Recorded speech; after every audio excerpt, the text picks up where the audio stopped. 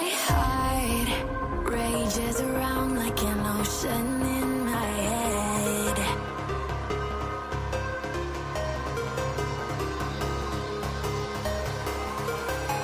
I can almost feel you walking in the distance, but I know that it's not reality. If you are echoing around inside these parallel dimensions all alone, know I'll find you in my dreams. I'll find you in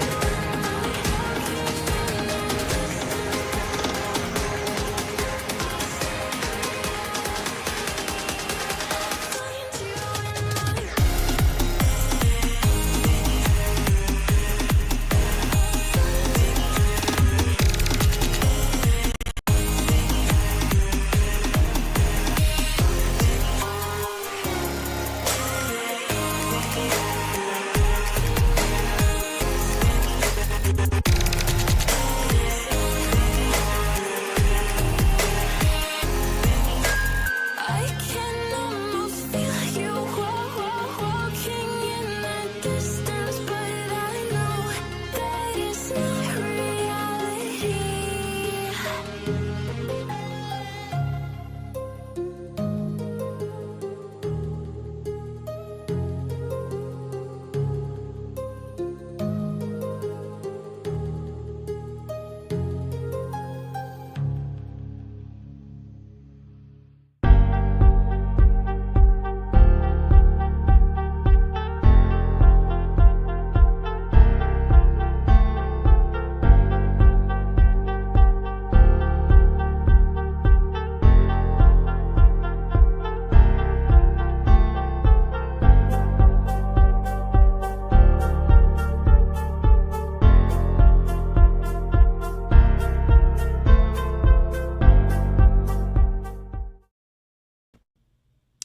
Happy Friday, friends.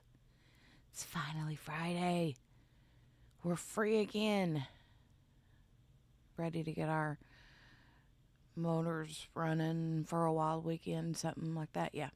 Hey, Chrissy, welcome back. Good morning, Miss King. Axe Smith, hello and welcome. Hopping over from GRI. Thank you. Thank you for coming over and hanging out with us. Good morning, Donnie. Ween Baby says, Jenny, you're late. I know. I was running late this morning. So sorry. Hey, good morning, C. Morales.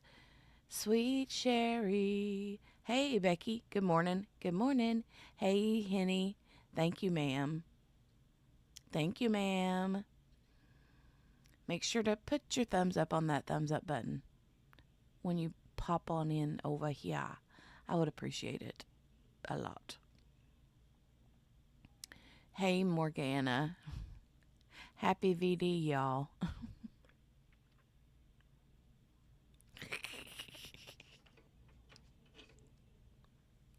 Happy VD, y'all. She's nasty. Happy Valentine's Day. It would be even more Valentine-y if this trial that we're watching was the Rose Petal murder trial. If it was actually, more like we all thought, with the roses just neatly placed around her in a certain special kind of way. But no, it's not as Valentine-y murdery now that we know that she probably just grabbed what she could find closest to her and slung them all over the place to get him away from her, right? Good morning, Kel. Good morning. Good morning. Happy Valentine's Day. All right, we're going to get started straight out of the gate because I got word from our Gigi over at Pretty Lies and Alibis that we are going to hear from the medical examiner today and the DNA expert. Yes! And then apparently the state will plan to arrest. So let's get on with it. We're a couple minutes behind, not too bad, just a few minutes. So I am ready for it. Let me get my trigger warning up. Not a trigger warner, but a trigger warning.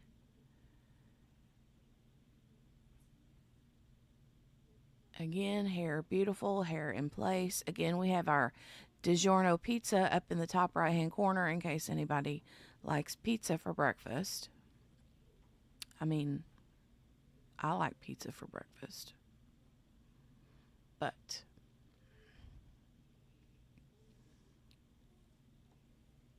okay, volume's all the way up, y'all. Let's scooch-a-rooney.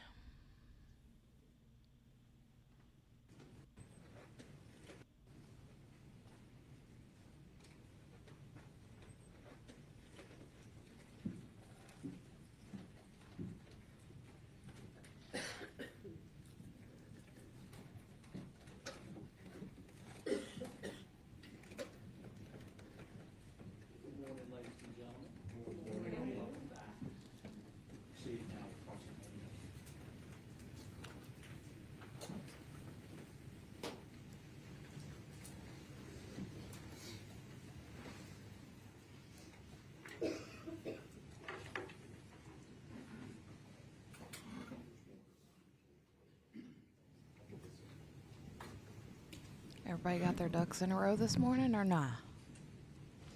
Hey, got me the score. Good morning, Investigator. Oh, he's back on the I stand. want to ask you a few questions about the incident date first. So you talked about the incident date was October the 13th, 2021, correct? Yes, sir. And it was a Wednesday? Yes, Is sir. that right? So this was a school day. It was? Aida was actually, in fact, at school on that day. Yes, sir. And her school was Buena Vista, isn't it? Correct. And that's very close to the residence. It is, yes, sir. How far would you say? You have any idea? If you were driving, it would probably take a minute or two to get there. Okay, and we know that Aida used to walk to school. Yes, sir.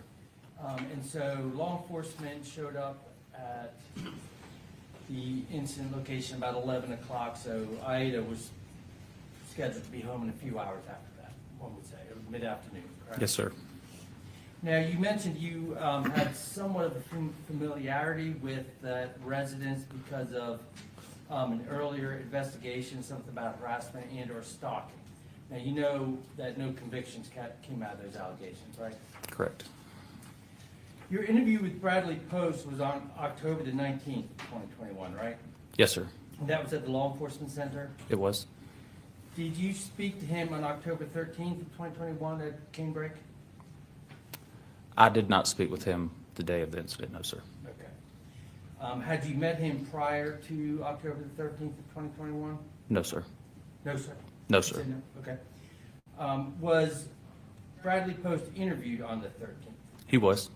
And we've been providing an interview that he did with the coroner's office, and I think Tracy King was present. Is that the interview? I don't believe it was Tracy King. I believe it was a member of the coroner's office, and it was another investigator. I don't believe it was Investigator King. Okay, different investigator then. But it was the coroner who did the interview on that day? He was involved in the interview. He was in there with an investigator, yes, sir. Have you watched the interview? Yes, sir. Okay. And you're aware that the coroner really did probably 90% of the questioning? Yes, sir. He asked a lot of questions, yes, sir. Now, the morning, coroner is Chrissy. not employed by the Greenville County Sheriff's Office, is he? He's not. That's a separate office. Yes. The coroners are Katie. not tasked with investigating a potential crime, are they? That's not their primary, no, sir. So the primary concern is determine cause and manner of death and provide necessary information to family members and things like that? Yes, sir. Locate a next of kin, yes, sir. So Bradley Post was a suspect on that day, right? Just like anybody who would be a close fiance or spouse or something like that? That's just a natural suspect? He was someone that we definitely wanted to talk to. Okay. But he wasn't interviewed by Greenville County Sheriff's Office investigator on that date, was he? Not by anyone from the homicide unit, no, sir. And the buccal swab was collected from him on what date? I believe it was that day, the 13th. And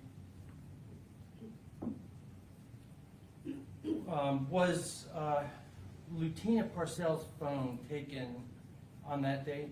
No, sir. When was Lieutenant Parcells' phone taken? It was not. It was not taken. No, sir. A buccal swab was taken from her, though, correct? Yes, sir. And that was on October the 15th of 2021? Yes, sir. The 15th. And what was the reason then for taking the buccal swab? So we could have something to compare and to, trying to think of the word, exclusions. Obviously, obviously Miss Tina lived there, so we knew that her DNA was going to be all over things in the house. Okay. And so the buccal swab was taken October 15th, 2021 at the Canebrake house? No, sir. When I met with Tina to get her buccal swab, it was not at the Canebrake house. Where was it? It was at a friend's house. Okay, but you did meet with her and Bradley Post on October the 15th at the Canebrake house? didn't you? I did, yes, sir. Okay. Now, Bradley Post's phone was not collected by law enforcement on October 13th of 2021, is that correct? That's correct. And are you aware now from your investigation, by looking at the body cameras of other officers, that he was deleting photographs from his phone while waiting for law enforcement to arrive? I'm not aware of that, no, sir. Yeah. Did you watch all the body cameras? Oh, I believe I did. Okay, so you don't remember that, him saying that? I don't recall that, no, sir. But he certainly had the phone from the incident date until October the 19th of 2021, and had every opportunity to delete and manipulate his phone in any way. Right? I know that he had possession of his phone until the 19th, yes, sir. Okay, now, on October the 15th of 2021, you spoke with Bradley Post at the Canebrake residence, Yes, sir. and you mentioned Tina Parcells was also there. Yes, sir. And you spoke to Bradley Post on that day? I did. Was your conversation with him recorded? I don't believe it was, no, sir. And at that time, Bradley Post asked you whether Ms. Parcells had been wearing her engagement ring, right? He had brought it up, yes, sir. Okay, so He had asked about the ring. I'm sorry. He asked about the ring, yes, sir. Okay, so presumably he didn't. If he had to ask you if she was wearing it, he didn't know. Correct. Okay. And he asked for the ring back. I don't remember if he asked for the ring back. I know that he just wanted to know if she had it, if she was currently wearing it. And he told you at that time about the clone that he had of Christina Parcells' phone, did he not? I don't know if he told me about it then, but I know he told me about it on the 19th when I interviewed him at the Law Enforcement Center. Okay. And would you, and just to refresh your memory,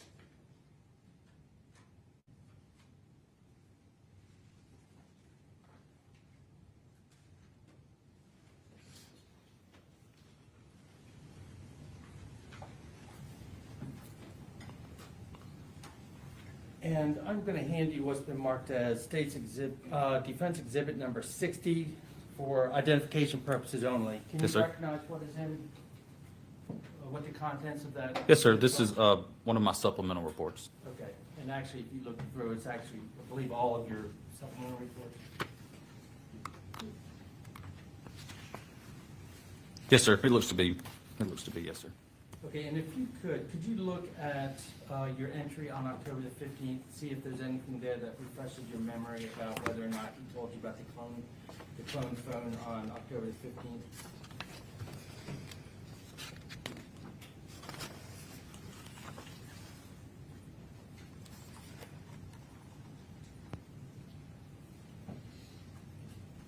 I'm sorry I didn't answer that question, Chrissy, about who's on the stand. It's the lead investigator.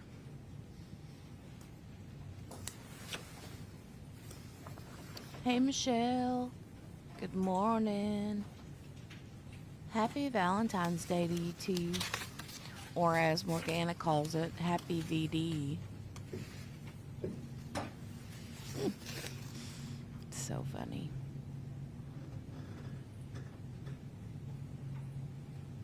Okay, yes, sir, he did. And was that the first you had heard about this clone phone? Yes, sir. Did you seize it on October the 15th? I did not. Did you ever seize it? I seized it on the 19th. Okay. Now, your investigation also led you to Foothills Veterinarian on October the 18th of 2021, correct? Yes, sir. And on that date, you spoke with someone, or you spoke with people at the, at this facility where Ms. Parcell had worked? Is that Correct. right? Yes, sir. And is that where you learned that she had been working part-time? Yes, sir. And that she had not worked in some 3 weeks since September the 23rd, 2021? Yes, sir. Let me ask you some questions about the October 19th interview with Mr. Post. Where did that interview take place? At the Law Enforcement Center in our interview room. Okay. There was another investigator in the room with you? Yes, sir. That was when Investigator King was in there with me. And did you seize Mr. Post's phone at that time? Yes, sir. And that's the phone that we could see when you're watching the recording of that, the phone that he has out on the table in front of him? Yes, sir. When did you take the phone from him? During that interview. Was it at the end after the camera was taken off? Yes, sir. It was near the end of the interview. Yes, sir. Okay, and you also followed him to his car and took possession of the clone phone, correct? I did. So he knew to bring it with him on that day, or had you asked him to bring it with him, or how did it happen to be in his possession? Good morning, Do you Akasha. remember? I don't remember if on the 15th when he told me about it, I asked him to bring it or not, or if he just brought it on his own, assuming I may would like to look at it. Good morning. But that was the phone then that mirrored everything that was being done on Ms. Parcell's phone, correct? Yes, sir.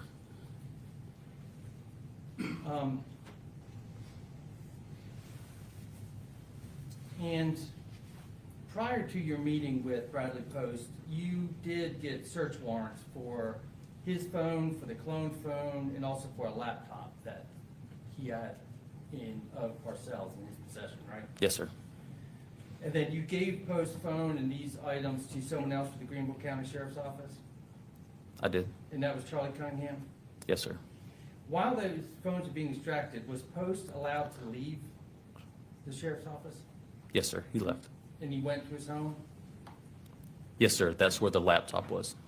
And the officers went and got that from him? His attorney came with him, and he went inside, grabbed the laptop, and brought it back out to me. That's all. That's the only thing I needed from the house. Now, there's been testimony in the case that on October the 19th of 2021, Aida Mello was taken into emergency protective custody. Is that correct? I believe so. Yes, sir. Did you participate in that? No, sir. Were other officers with Greenville County Sheriff's Office participating in that? Not that I know of. So it wasn't the sheriff's office who did that? The EPC, I'm not sure. I'm not sure what officers did it. Okay, but it was, it was the sheriff's office, right? Wasn't Dan Bevel the one who was leading that investigation? I know he was leading an investigation. Yes, sir. So you weren't consulted about that prior to them going out there? I remember being told that she was being EPC, placed in emergency protective custody. Now we heard testimony yesterday from, maybe been the day before, I don't remember, but from a man named Michael Manigault, or Manigault, I'm not sure how it's pronounced. How did you come across his name? From Investigator Bevel. Now, you had an interview with Lieutenant Parcell on October the 13th of 2021, I did. and that was recorded, correct? Yes, sir.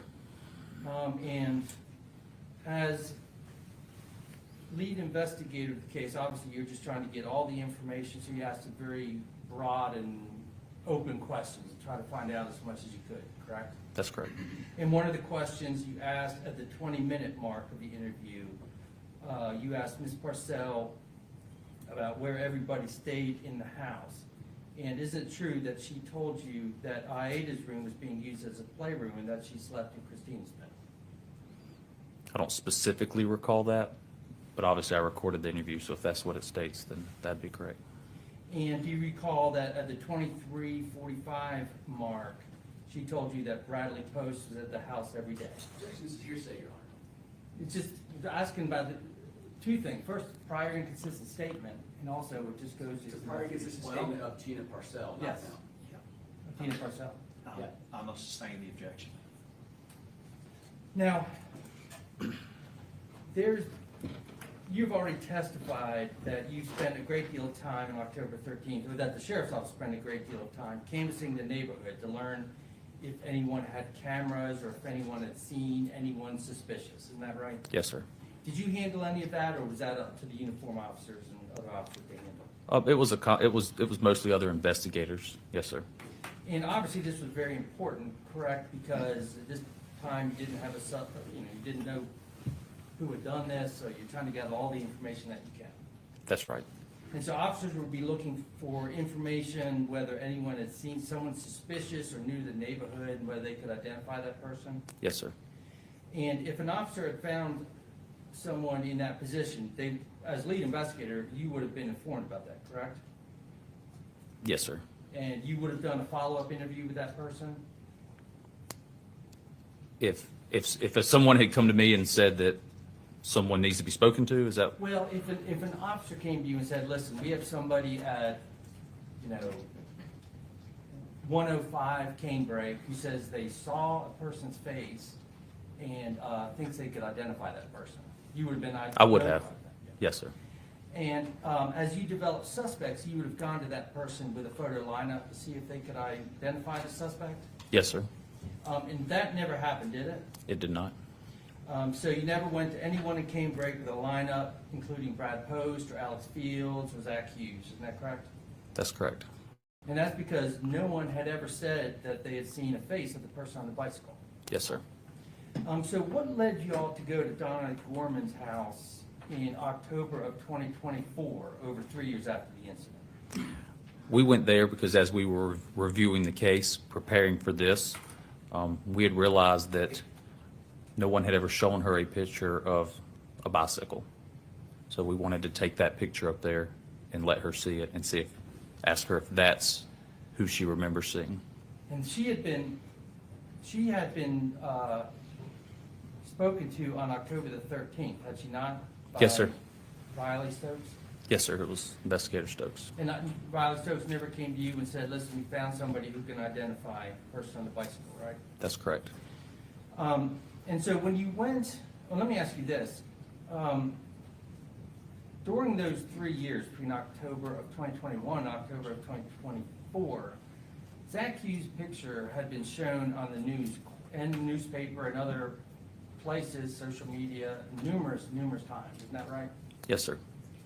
And in that picture that's shown in the media, he looks quite similar to how he looks now, right? With a full head of hair and a beard. I believe so. Yes, sir.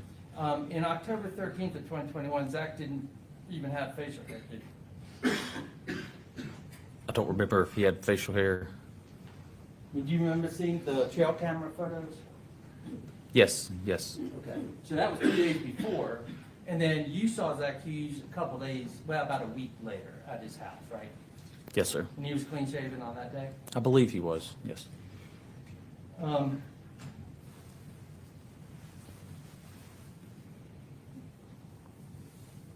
And October 28th of 2024, is that when Ms. Gorman said she saw the face of the person on the bicycle?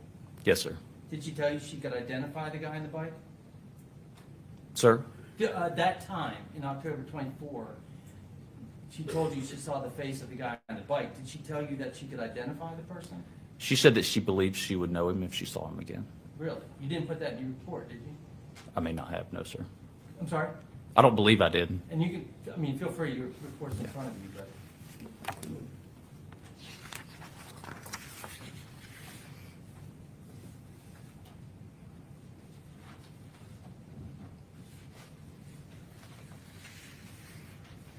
No, sir, I didn't put that in there. And you would agree that identification of a person in a case like that is very significant, is it not? Yes, sir. Did you show her a photo lineup? I did not. You did mark in your report that she told you that she would not be able, or she would be able to say it was not Bradley Post on the bike, right? Yes, sir. Okay, now your theory is that Zach drove the morning of October 13th from the Mountain House, which we've heard testimony is about an hour away from Canebrake. And in the summary that you provided, you say that he turned his phone off so he couldn't be tracked at 7:45. So if Zach Hughes left the house at 7:45, there is no way that Zach Hughes could have been there at 8 to 8:15 to be seen by Ms. Gorman, is there? No, I didn't say that he turned his phone off. There's no activity on his phone. Okay, no activity. Okay. How many ring cameras and surveillance cameras do y'all have that showed the guy in the bicycle? From specific locations, I know that we have three. Okay. And there was, one of the locations has multiple cameras. Okay. And the guy in the bicycle is not picked up by any cameras at 8 or 8:15, is he? No, sir. And that is a good hour to hour and 15 minutes before the person is seen entering Canebrake, right? The 122 Canebrake? Yes, sir. How close is Miss Gorman's home to 122 Canebrake? It's fairly close. Like, Across the street and over a couple so houses. on a bike, would it be less than a 5-minute ride, would you say? From Miss Gorman's house to 122? Yes, sir. Okay. And the person on the bicycle was not wearing a hoodie, was he? Now I've got that tune stuck in my head, Patricia. Here comes the potholes.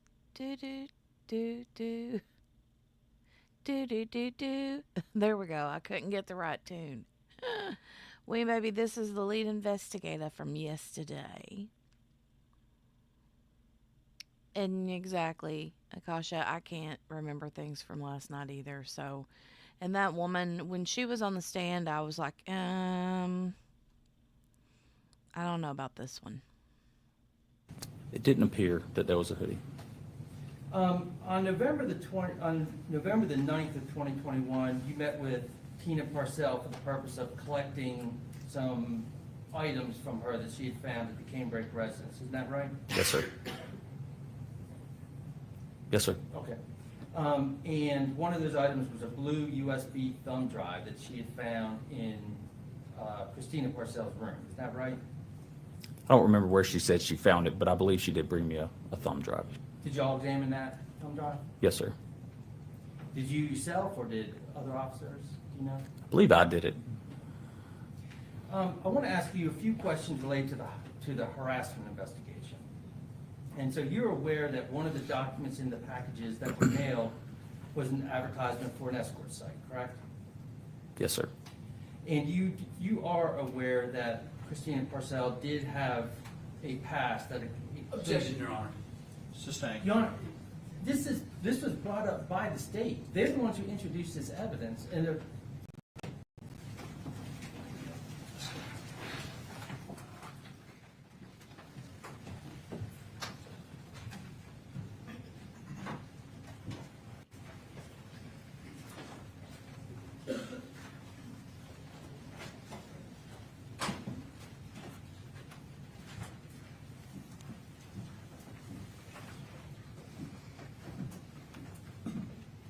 I mean, he ain't wrong. The state did bring up the evidence of her on the, adult website. Yes, sir. Okay, thank you. All right, objection from the state. Your Honor, what is brought up by the state is that they were mailed a photo which has an alleged... Oh, Lord have mercy. What in the world? What in the world?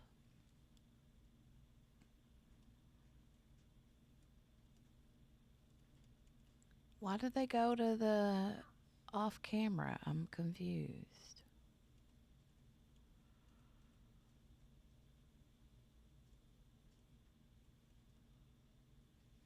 I mean, they spent the vast majority of the day yesterday talking about her being on the website.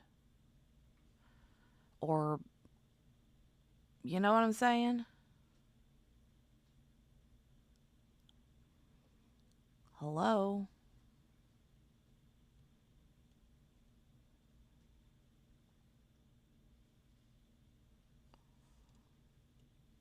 Am I missing something? I mean, they spent the vast majority of yesterday going over those photos.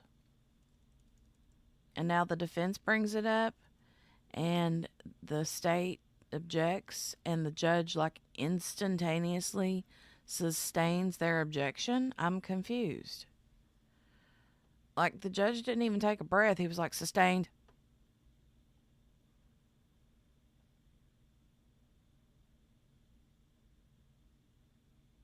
Super confused right now.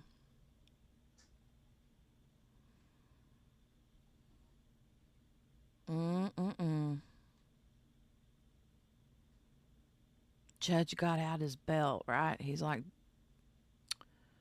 y'all making me stand up and take my belt off. Not, I mean, they have circumstantially weaned baby, but not like with hardcore evidence yet. They're supposed to have the medical examiner up today and the DNA expert. So I'm assuming when the DNA person comes up, that's when they're going to connect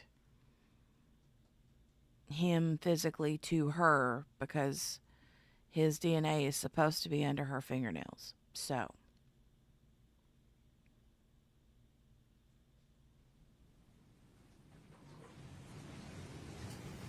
Okay, sounds like we're getting audio.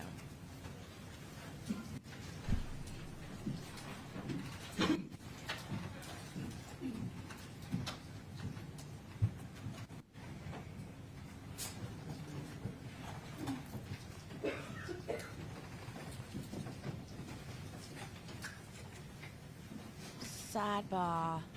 Okay. Thank you. I may please report. Investigator Spark, I just want to finish up with asking you a couple of questions about the WhatsApp messages that you testified about at great length yesterday. And you testified about how you collected and put into a binder all of the WhatsApp messages. Okay, so they're just between gonna Zachary Hughes and John Mellon. they're just gonna squeeze right on by that. They're just gonna be like, okay, let's just dust this under the rug and we'll continue on to the next subject. Is Weird. that right? Yes, sir. And you said it was a rather large binder of text messages once you got those all. It was a lot of messages, yes. Isn't it true that the overwhelming majority of those messages come after the middle of April, when Aida Mello was taken away from John Mello and returned to the States to be with his mother? I don't know if the majority of them or not. I'd have to look at the book again to refresh my memory on the dates. Okay. And you talked a lot about interpretations about different messages and what you believe they meant. Is that right? Yes, sir. And I would like to show you one of the messages on State's Exhibit number 186. And are you?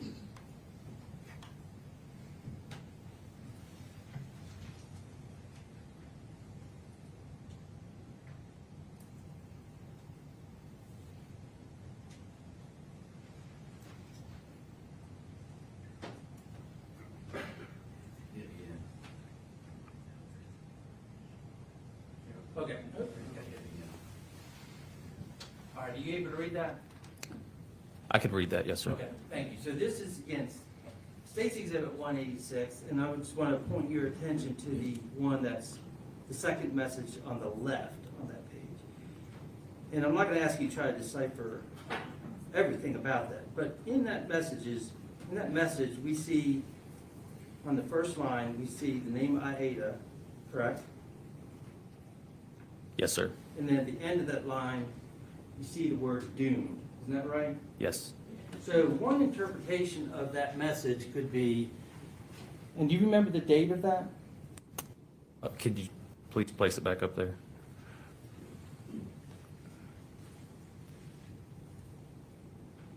The 13th, October 13th. And one interpretation of that message could be that John Mello believed that his daughter, now being returned to the States to live with Christina Parcell, meant that she is doomed. I think there's way too many words in there for me to say that. I will agree that those two words are in there. Thank you. No further questions. All right, any redirect from the stay? Yes, Your Honor. A couple of questions.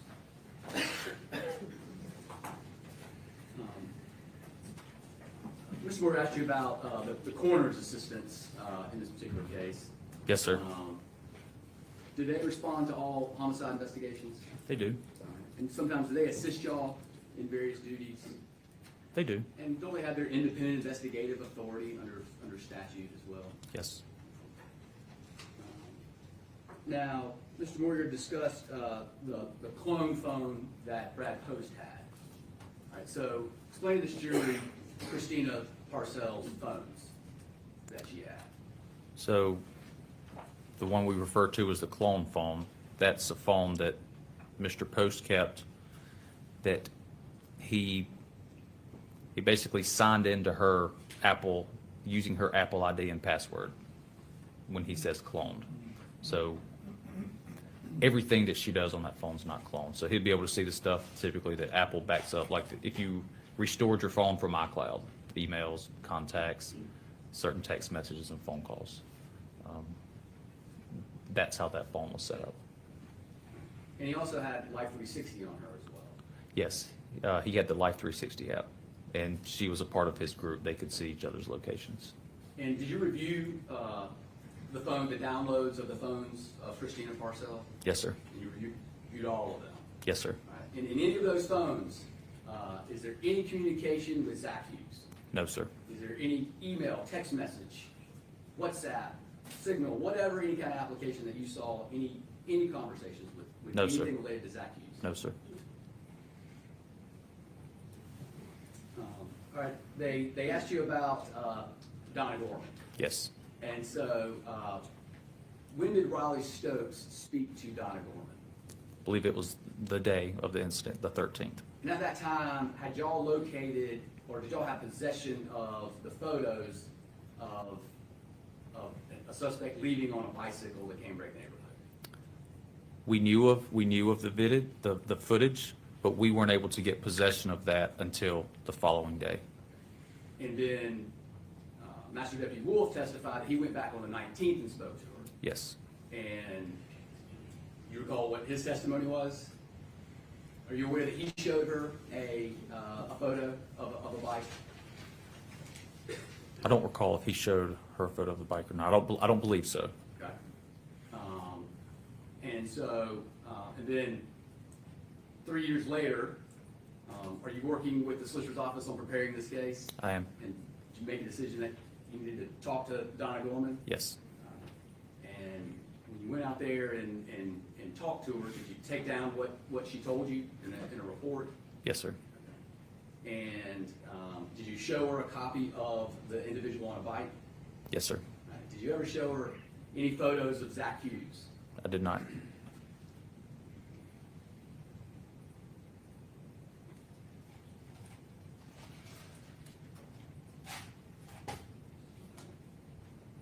They asked you about the timeline on Zach Hughes' phone, and they said from 7:42 to 11:34, there was no activity on the phone. That's right. But you know that at 7:42, he 7:42 he unlocks and plugs the phone. Yes, sir. Now, can he do that in his car? He can.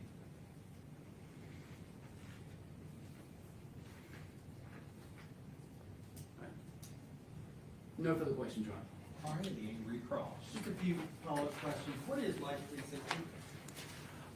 Life 360 is an application that you can download on your smartphone, and you can invite people to join your circle. You see each other's locations.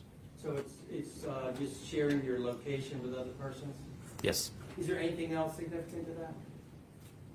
I'm just not aware of Life 360, so I just. That's the extent of what I know about it, just Okay. locations. I would think there's no so, way to maybe. share information, texts, file sharing, anything like that through Life 360, is there? Not that I'm aware of. So the clone phone, again, that you talked about, the way that was cloned was just through sharing Apple IDs, right? Yes, sir. And Bradley Post wouldn't give you that Apple ID, would he? He didn't initially. So you said Investigator Wolf went back and spoke to Donna Gorman also? Yes, sir. When was that? I don't remember the exact date, but it was a few days after Investigator Stokes. Okay, so before you met with Brad Post on the 19th, you think? I don't recall. It was close to that time. Within a week or so of the incident? Yes, I'd say that it's, So neither Riley Stokes nor Investigator Wolf came back and said, we have a person here who says they saw the face of the person on the bike and thinks they can identify. that's right. So nobody ever went out there, because she never told you she could, to show her a photo lineup, right? That's right.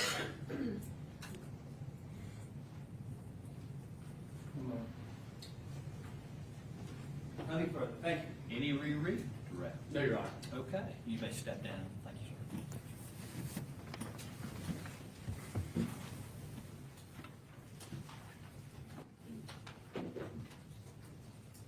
Wonder who's The state next. would call Dr. Claire Rose. Okay. Dr. Clara Rose. I would assume this is the medical examiner.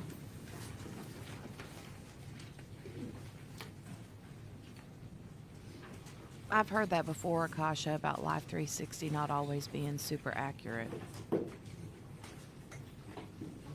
You think so too, Donnie? About the dad coming in to testify? I think he should. I mean, Please place your, please place your left hand on the Bible. Raise your right hand. Do solemnly swear or affirm to tell the truth, the whole truth, and nothing but the truth, so help you God. I do. Thank you.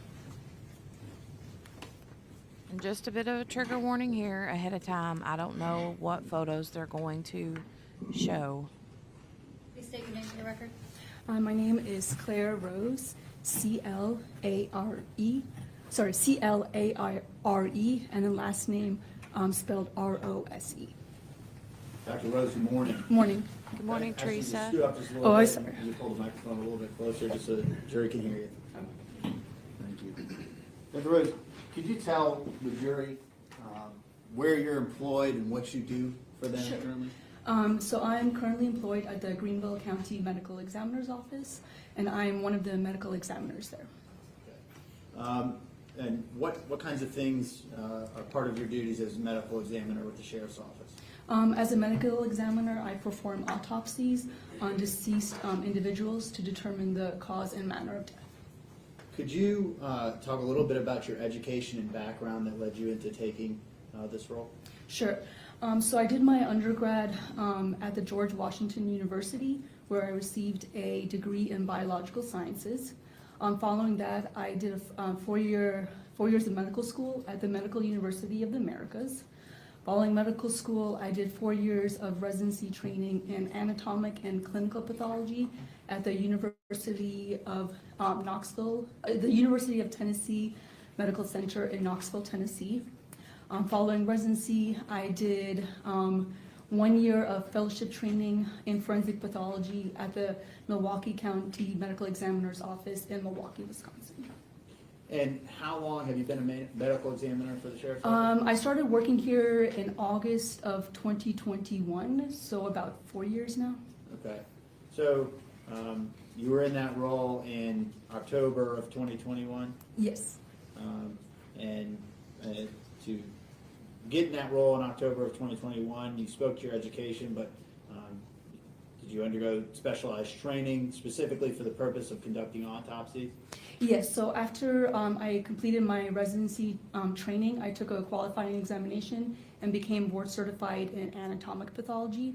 Then after I finished my fellowship training, I took another qualifying examination and became board certified in forensic pathology. And approximately how many autopsies have you conducted since starting your role with the Sheriff's Office? I have done approximately 1,500 autopsies. Your Honor, at this time, the state would move to qualify Dr. Rose as an expert in forensic pathology. No objection. All right, without objection. He is qualified as an expert. Ladies and gentlemen, a person, as I've said with other experts, normally a person cannot give opinion testimony, and when a person testifies, they must testify as to what they either saw, or they heard, or they sensed by smell. However, there is an exception when someone is qualified because of education or experience, and they are permitted to give their opinion in certain areas if the court qualifies them this way, and this witness will be qualified in the area of forensic pathology to give an opinion, testimony in this area. However, that does not mean that you must accept the opinion, but it is evidence for you to use in any way you see fit and give it the weight and credibility that you believe is appropriate. Thank you, Your Honor.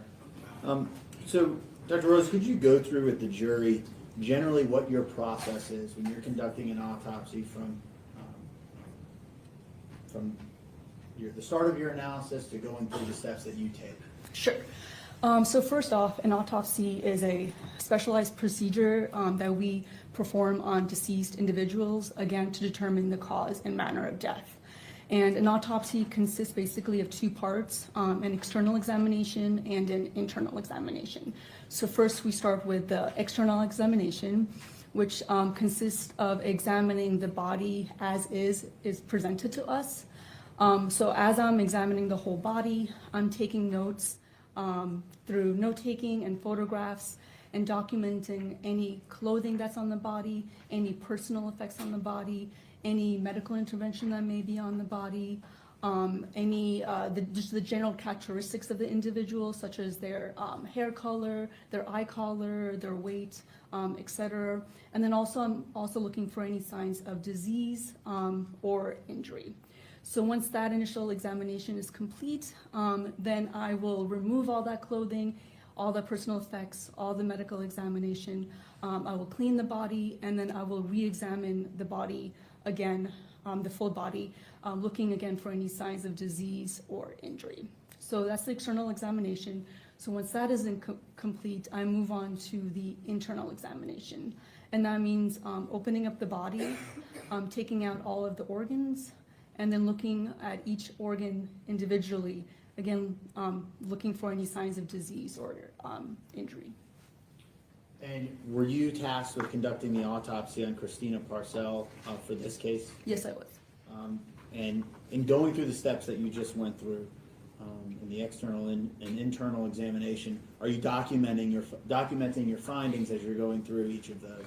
Yes, I'm documenting what findings through notes and photographs. Do you assign each case a unique number to know what you're referencing? Yes, I do. For hindsight? Mm-hmm. So, also in conducting your autopsy, do you put together a diagram or a picture representation of your findings of injuries? Yes, I do. Okay. Speaking generally as to your external examination of Ms. Parcell, well, let's back up before that. Before you begin your autopsy, are you apprised of general circumstances and the nature of how an individual is found and brought to you before you conduct your autopsy to give you some directive of where to go from there? Yes, so in this particular case, when I arrived to work, I was made aware of Ms. Parcell. I would object as to hearsay if she's going to talk about a statement that someone else told her. I can rephrase, Your Honor. Yeah. Sustain the objection. Just generally? Yes. You're apprised of those circumstances? Yes, I am. So, speaking to your external examination of Ms. Parcell, what jumped out at you as you were going through there to mark of significance in your report and in your findings? So I found that there were 35 sharp force injuries to Ms. Parcell. Okay. Did you reflect those in your diagram that you put together for purposes of recording what you found? Yes, I did. I'm going to show you what's marked as State's Exhibit 192.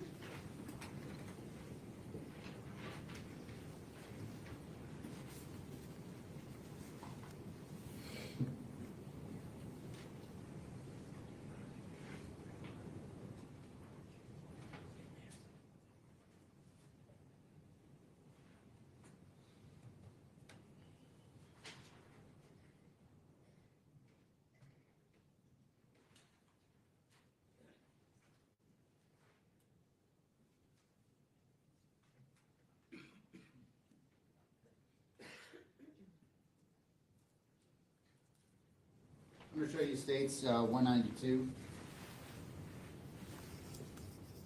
Yes. Is that the diagram that you put together? Yes, this is the diagram I created. Okay. Your Honor, this time the State moves into evidence. State's 192. No objection.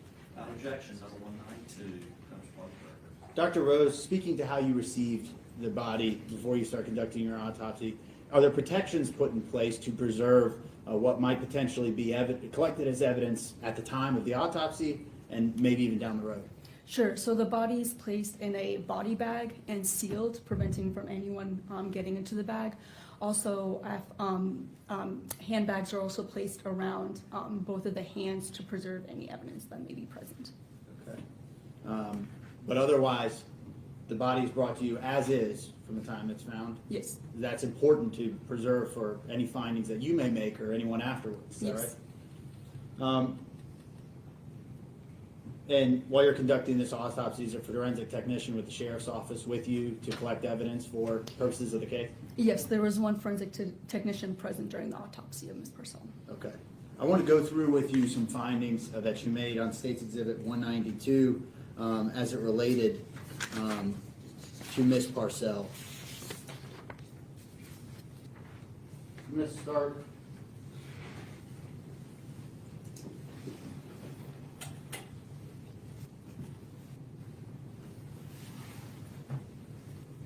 This first page here. Starting with the top. You identified Ms. Parcell on this document? Yes. And then you make a note there. Could you explain to the jury what the difference is between a stab wound and an incise wound? Sure. So first I'll just say what a sharp force injury is. So a sharp force injury is an injury caused by a pointed or sharp-edged object. Examples of this include a knife, which is the most common object that we see during our work, but it also may include other objects such as scissors, a fork, screwdriver, basically anything that has a sharp or pointed edge. So then sharp force injuries, if it's a knife, then we have either a stab wound or an incise wound. And now a stab wound is a wound that is deeper than than its length on the skin, and an incise wound is a wound that is its length is longer on the skin than it is deeper. And then so here in this diagram, the shaded oval areas indicate the stab wounds, and the partially shaded areas indicate the incise wounds. So would it be fair to say, when you say stab wound, that's what most people, when they commonplace think of the word stab, is a stab wound. And an incise wound is more of, say, a slice?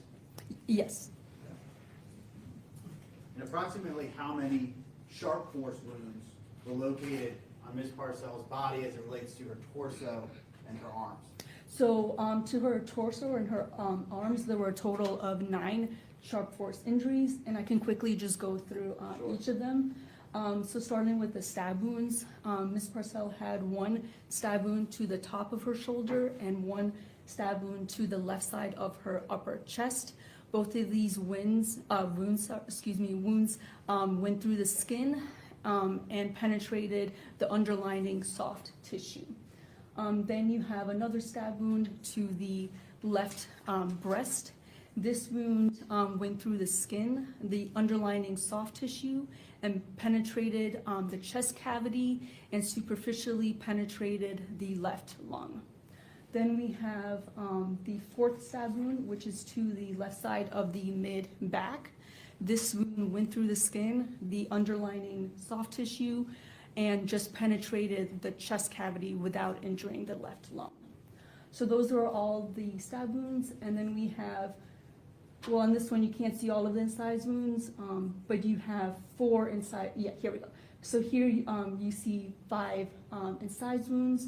So you have 2 incised wounds to the right upper arm, 1 incised wound to the posterior right forearm, 1 incised wound to the left upper arm, and then 1 incised wound to the posterior left pinky.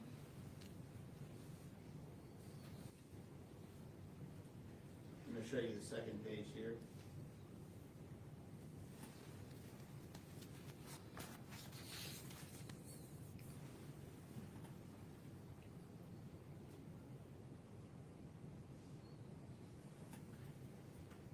Dr. Rose, as to Ms. Parcells' head and neck, how many sharp force injuries were identified in those areas? So Ms. Parcell had a total of 26 sharp force injuries. Good morning, So Tanika. she had 7 Happy Valentine's stab Day. wounds and 19 incised wounds. And I can quickly go through all of those too if you would like. Starting with the incised wounds, so she had like, I just have to pause for a second and say, I don't think that I remembered hearing that she had been stabbed anywhere other than the face. So I was a little bit shocked that that she had injuries to her body. I didn't know that part. So interesting. as I said, a total of 19 incised wounds to various locations to her scalp, to the right ear, the areas in front of the ear, the areas behind the ear, both cheeks, and to the right side of the anterior neck. And again, these wounds just went through the skin and superficially penetrated the underlining soft tissue. Now we have 7 stab wounds to the neck area. We have 1 stab wound to the left side of the posterior neck, and that wound just went through the skin and the deep underlining soft tissue. And then we have a total of 6 stab wounds to the right side of the neck. And these wounds went through the skin, the underlining soft tissue and musculature of the neck, and then perforated 2 major blood vessels that supply blood to and from the head. The right internal carotid artery and the right internal jugular vein. As to the injuries that affected the carotid and jugular arteries, could those be fatal once serrated? Yes, those would have caused significant amount of bleeding. And your findings specific to these areas, and the locations of the wounds, are there more wounds on the left or the right side of Ms. Parcell's head and neck? Majority of the wounds are concentrated to her right side. And speaking to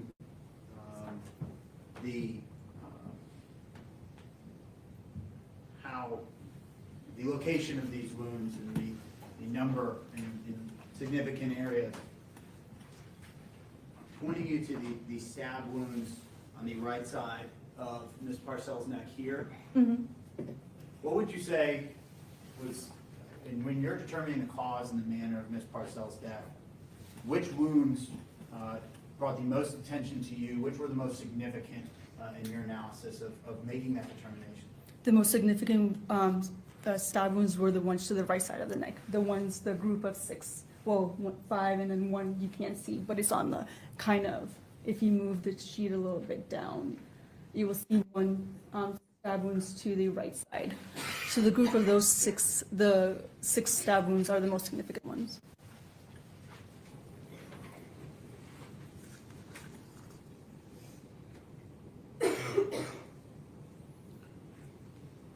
Dr. Rose, could you explain to the jury what blunt force trauma is? So blunt force trauma is just injury to the body that's caused from the body impacting an object or the body impacting an object. Did you observe findings of blunt force trauma as it relates to Ms. Parcell? Yes, I did. What were your significant findings there? So Ms. Parcell had contusions or bruises to the left side of her face, her anterior neck, and one contusion to her left knee. She also had tiny abrasions or scrapes to her right cheek, her neck, and her left upper extremity. She also had 2 small lacerations or tears in the skin to the right side of her forehead and to her left eyebrow.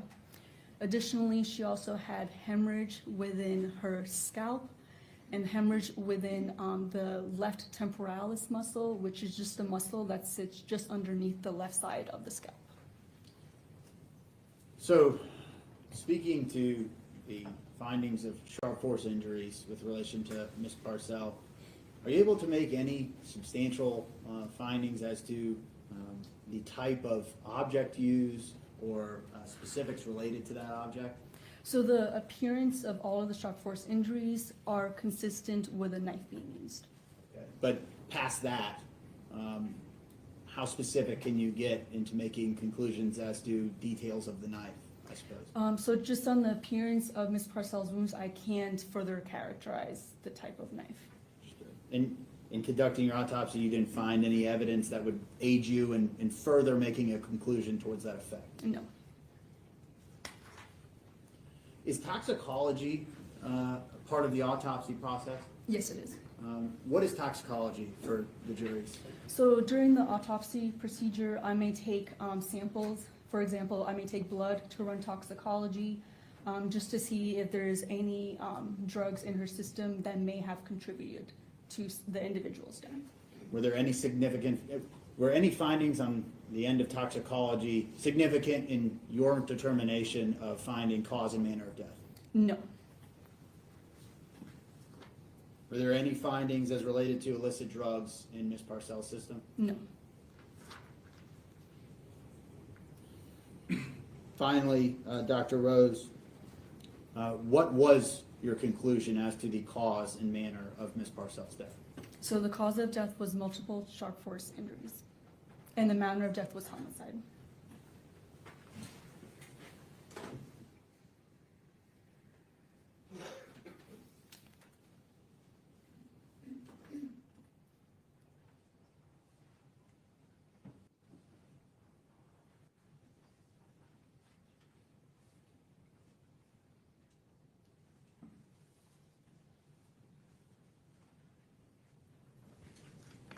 Dr. Rose, just bringing your attention back quickly to the object that might have been used to cause these sharp force injuries.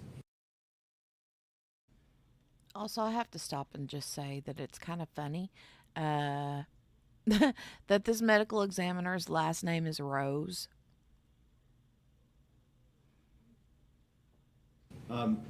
Weird. Did you make any findings as it related to what happened in the process of these injuries being inflicted as it relates to that object, the tip being broke off, or remains of the knife found in her system, or differences in the wounds to that effect?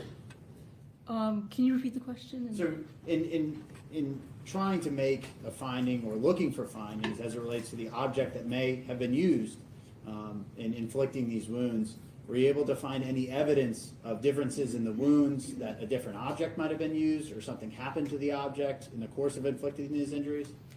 So at the time of the autopsy, I did not find any sharp object that may have remained inside or on the body. And then based on the appearances of the wounds, it is most consistent with the knife being used. And that is all that I can say. I have no further questions for you. Thank you.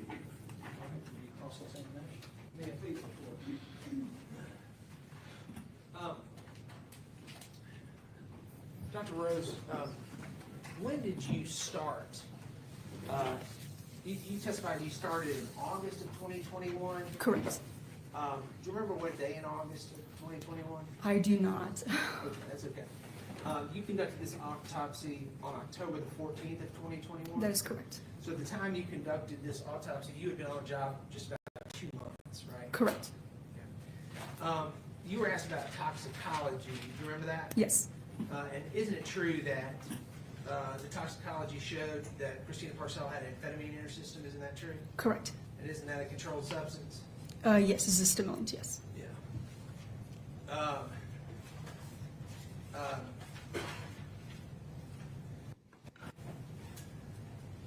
Isn't it true? You talked about the sharp force injuries that you discovered during the autopsy. And isn't it true you talked about incised injuries versus stab wounds, right? Yes. Isn't it true that in your report you used the word superficial or the adjective superficial prior to many of the times you referenced incised injuries? Isn't that true? Yes. All right. And you testified that these incised injuries were longer, much longer than they are deeper. Is that Yes. correct? And in fact, in your autopsy report, isn't it true that you didn't even calculate whatever the depth was of the incised injuries? I mean, it's very difficult because they are so superficial. So it's- superficial. Yes. Right. And isn't it true that the vast majority of the what you call the sharp force injuries you discovered were incised wounds? Isn't that true? That is true. And in other words, those are superficial injuries, according to your own words. Isn't that true? Yes.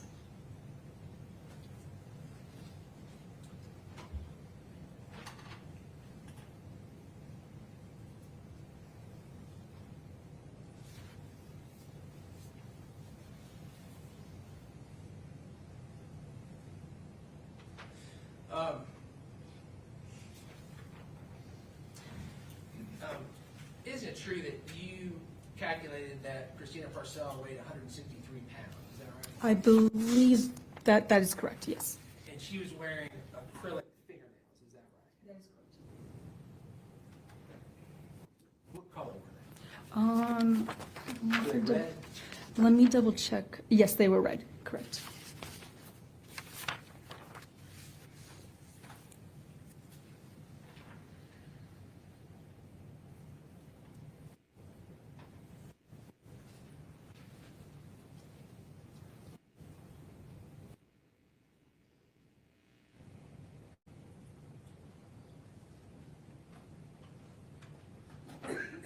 Yeah, I can totally see the Seinfeld, Elaine. I can see it. I can see it. One second.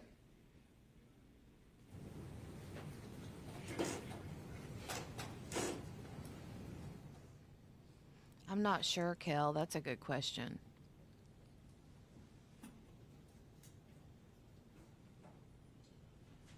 Good question.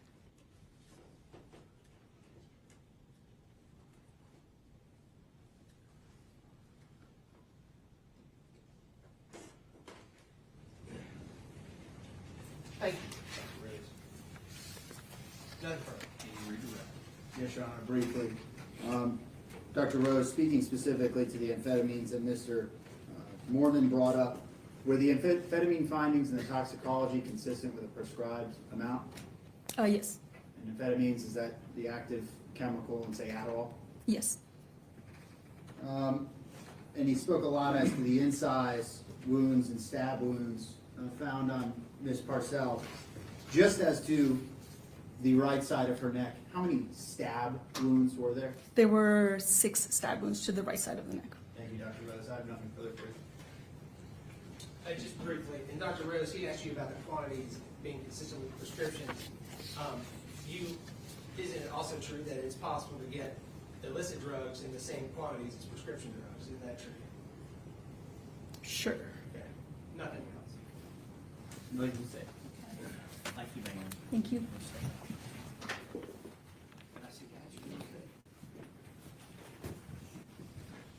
Okay, so I'm assuming the DNA person's going to be next. This is where the dun dun dun is going to come in for me. Anyway, I'm ready for this evidence. This DNA evidence, evidence, evidence, evidence, evidence.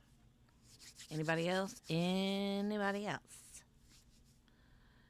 Anybody else? Dun, dun, dun, dun, dun.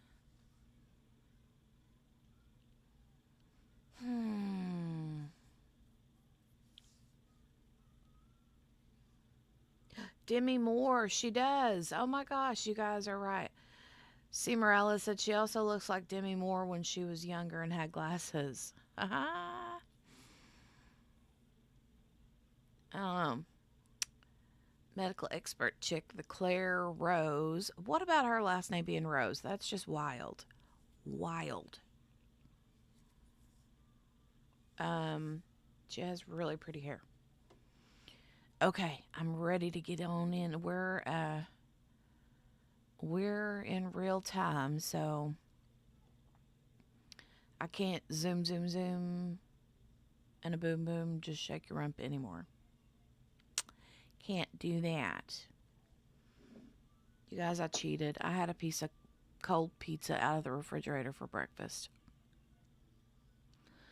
Not supposed to eat till noon, but I was like, it looks so good.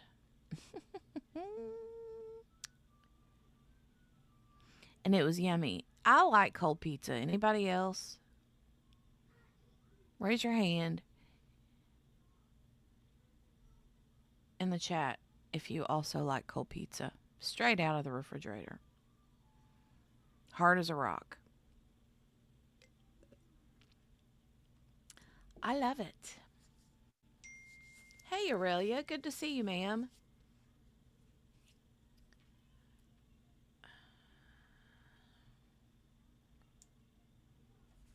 Good to see you.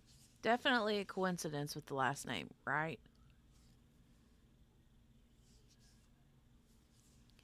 Aurelia likes cold pizza. Gail does. Sherry does. Yes.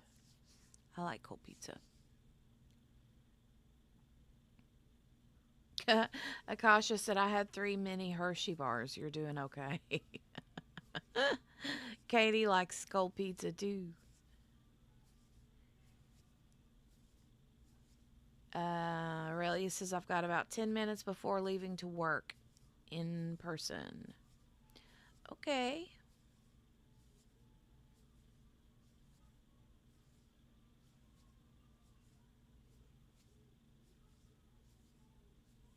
We've been doing a lot of virtual learning from the house, Aurelia.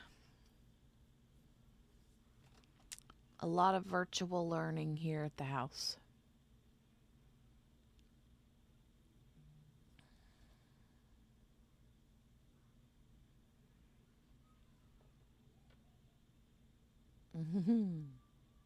You just know the heathens will be hopped up on sugar too. Well, yeah, I mean, Valentine's Day, Valentine's candy, all that stuff, you know.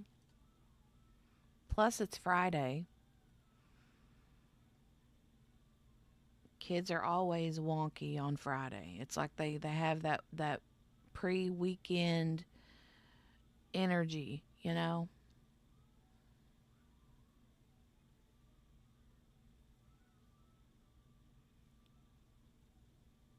End of a long week. And they're just raring to go. And then, you know, with it being Valentine's Day, you just know that all the classes are having all the parties. So you're going to have all the cookies and the cakes and the candy, all the little heart-shaped fun sugar-filled stuff.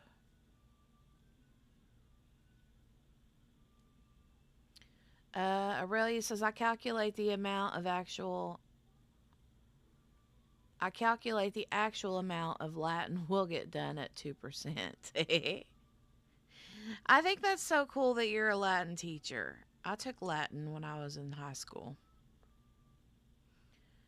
I did.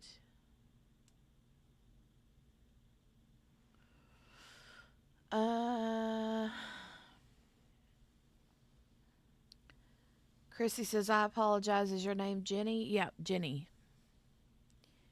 It is, with an I. What state are you located? One of the Carolinas? I get that a lot. I get that a lot. So I don't generally say where I'm from just because people on the internet are weird and creepy. And so I like to say that I just live in this little box that you are viewing me from. That's where I live. Wing Baby said Walmart had a Valentine's ding dongs in a 6-foot long box. Are you kidding me? Oh my God, that's cute.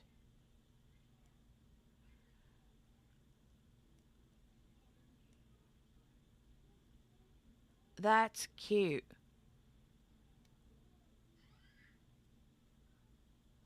A 6-foot long box. For real?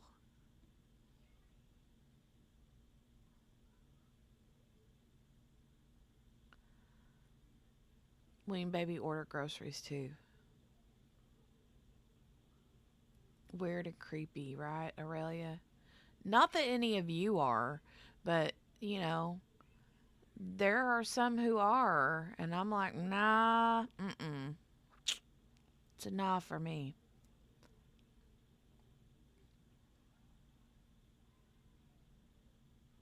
YouTube land, right?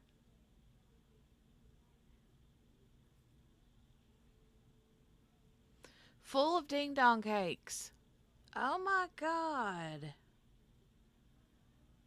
6 feet. 6 foot.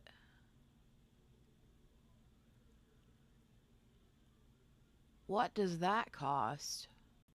What's the price?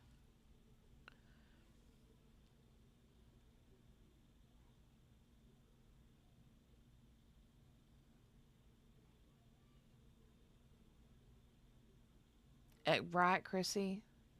Right. Right, Morgana.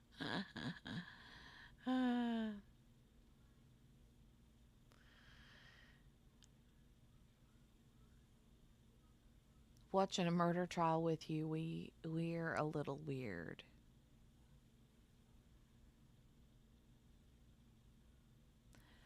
Okay, $10.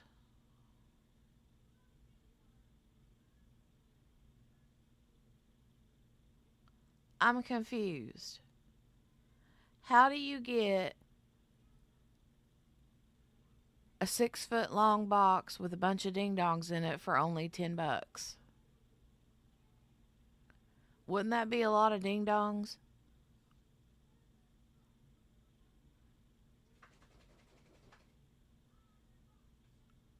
I gotta find this. Hold on. Hold on a minute. Hold on a minute. I gotta go look this up. Walmart. Did you say Walmart? I'm pretty sure she said Walmart.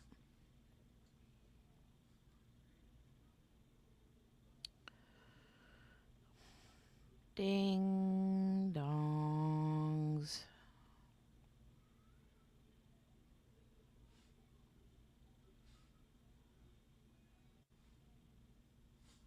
6.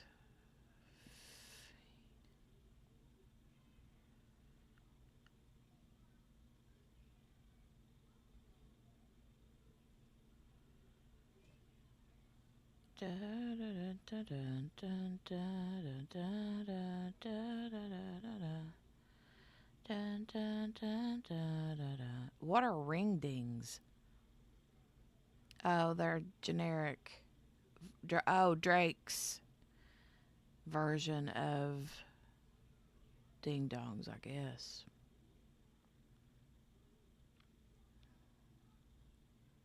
I'm not seeing it.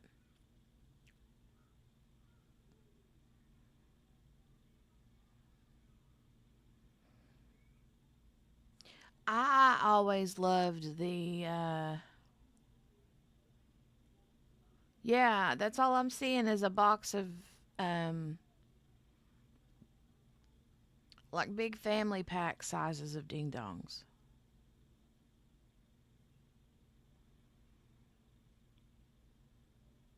I see the 32 pack of ding dongs, the Valentine's Day heart shaped ding dongs.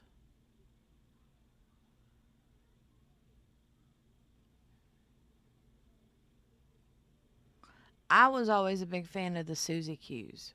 You guys remember the Susie Q's? Oh, Margaret.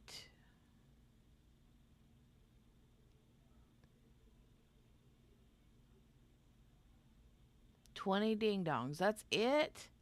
In a 6-foot long.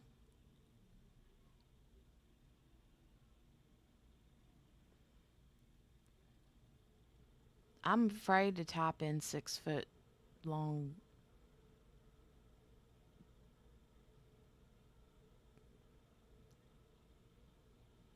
ding dongs on the interwebs.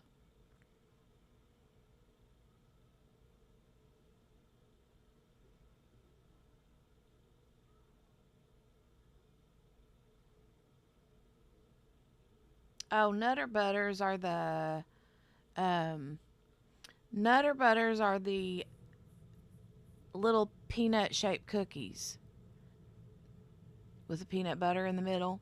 But they what you're talking about, Margaret, was the Nutty Bars. Back in my day, they were called Nutty Bars. At some point, though, Little Debbie switched it up and started calling them Nutty Buddies. I'm like, no, they're Nutty Bars. Thank you.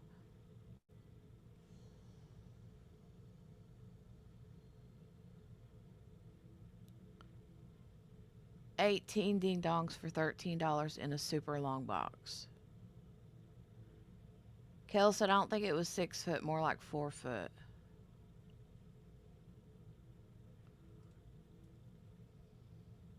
Right. See Morales. Chrissy's like, don't do it.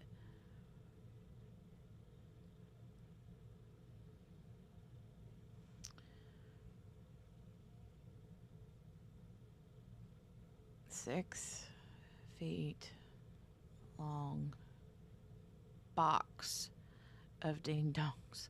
Oh my God. I'm clicking search.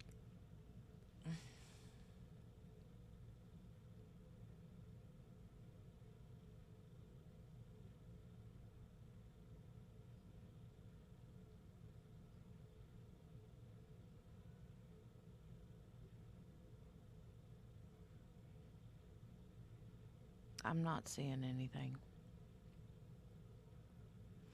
Well, I'm. Oh, wait. I see one of the Twinkie.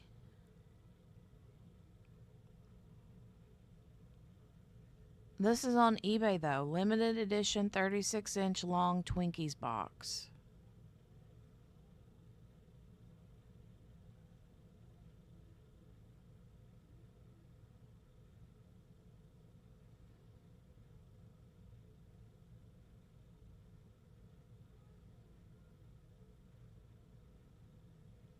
White fudge ding dongs, that was a thing. No, thank you. I'm not a big fan of white chocolate, though.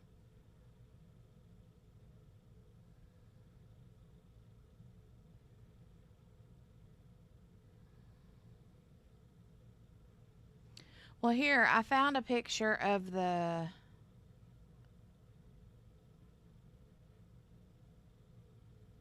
Here, hold on.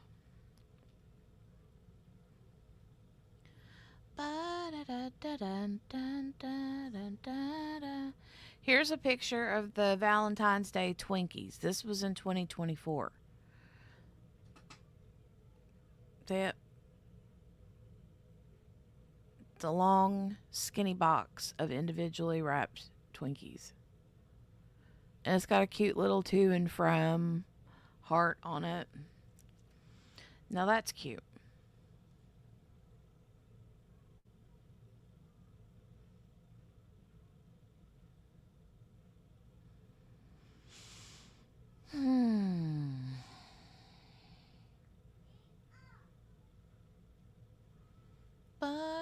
dun, dun, dun, dun, dun, dun, dun. Did I skim over your comment, Morgana? Hold on, let me look. Let me see. Where did it go?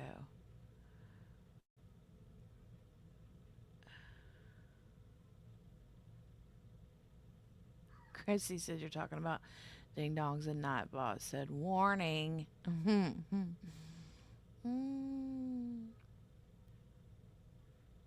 Oh, here's Morgana's.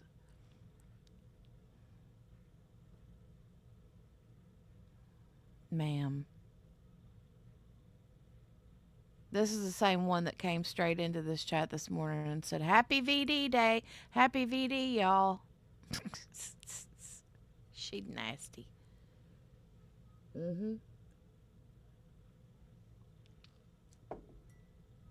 She's nasty.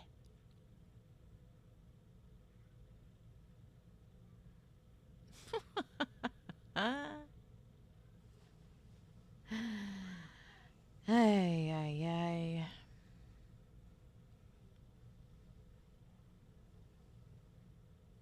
Morgana is at it again, Margaret. You're going to have to come moderate her. Morgana is the moderator of the moderator. Or not Morgana. Lord, no. Margaret, I might have said that right the first time. Margaret is the moderator of the moderators. She mods the moderators. Because I have a couple of moderators who are just like flat out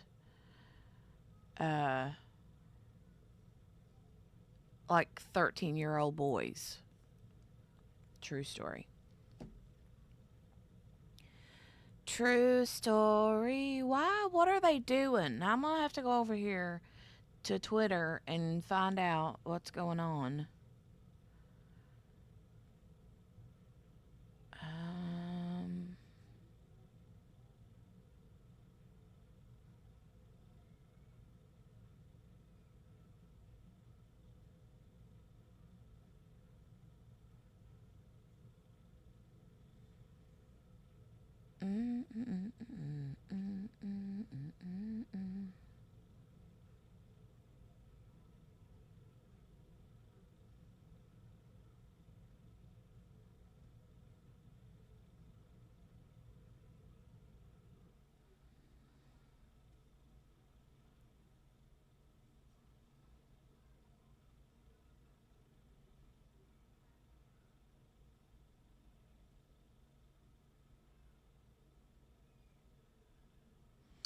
Kathy Russin says this, and I'm like right on par with this. This is why I struggle. Tanika, I am wearing 2 pairs of glasses, honey. These are my DIY bifocals. Sorry. Yeah, because I'm looking at my phone too.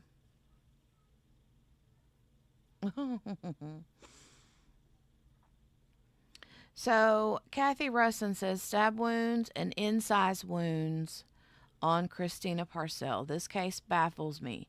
Someone getting stabbed this many times usually means it's very personal. Someone personally involved with the victim.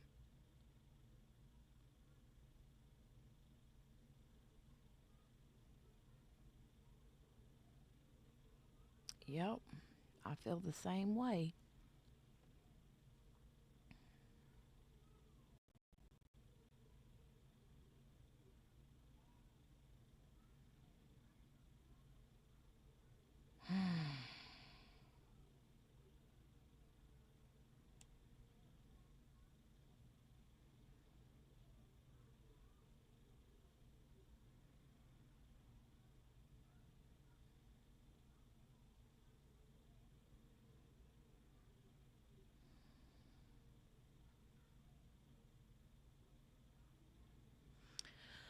I wish they would hurry up.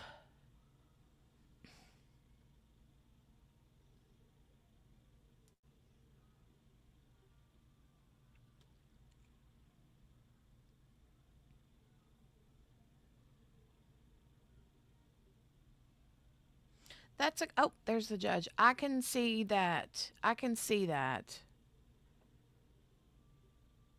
Michelle says, I can understand the rage due to her Pedialyte obsession. I could see that.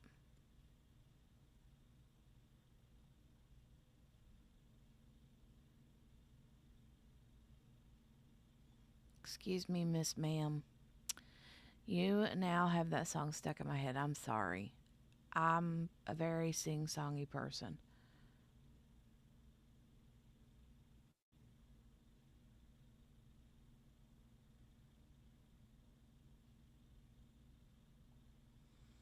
I think that they tried to. Yeah, I think they tried to make it look like they were planted. Yeah, I think so, personally.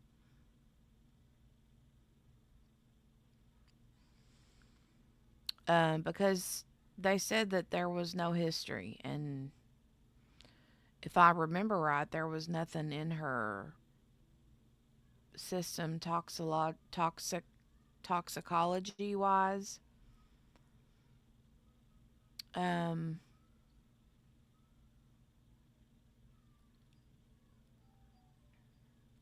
you know, don't know.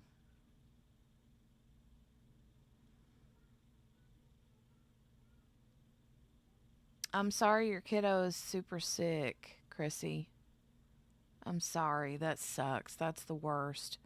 That's why we're doing virtual learning at home with my kiddo right now, because she spent basically 2 weeks back to back in the hospital. The first week was with RSV, or no, the first week was with pneumonia, and the second week was RSV. Literally back to back.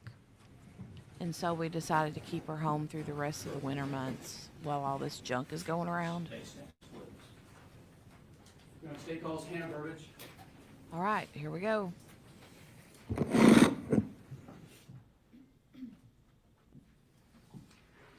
Oh no. Doggone Do you it. solemnly swear or affirm to tell the truth, the whole truth, and nothing but the truth, so help you God? Yes. Thank you.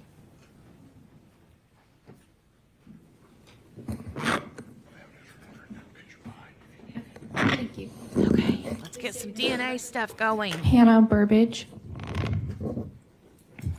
Ms. Burbidge, with whom are you employed? the Greenville County. I feel like me and her could be twins with our hair. I'm not even kidding. Like, oh my God, me and her have the same hair. Look at this. Let me take my glasses off. We have the same hair. Okay, glasses back on. All right, here we go. Department of Public Safety in the Forensic DNA Lab. Why is Jenny on the And stand? what do you do in the forensic DNA lab? I'm a DNA analyst. And what is a DNA analyst? So a DNA analyst, we examine items of evidence for profiles and then compare them to any references provided. Can you give us a little bit of your background and employment history and education? I have a bachelor's in forensic science from Western Carolina University, and I have been employed here about 4.5 years. And can you tell this jury more specifically, what are your duties and roles in the forensic DNA lab? So before I became a DNA analyst, I started out as their serologist. So serology is basically examining items of evidence for suspected body fluids, such as blood, semen, and saliva, as well as we can kind of find out who might have worn an item or handled an item, and then taking samples forward for DNA analysis. And then once those samples go forward for DNA analysis, the analyst will perform analysis, get the profiles, compare them, and then we write up reports. Okay, and where is all of this conducted? At the DNA lab? And is the DNA lab here in Greenville? Yes. All right. And how long has the DNA lab been in existence? I believe it was opened in 2011. And so when you get a sample that you want to be tested, tell this jury how that process works. So an investigator has to request the DNA to be done. So they fill out a form and what evidence they would like processed. I then review any documentation for that particular case, such as incident reports, crime scene reports, as well as the DNA requests and any evidence collected.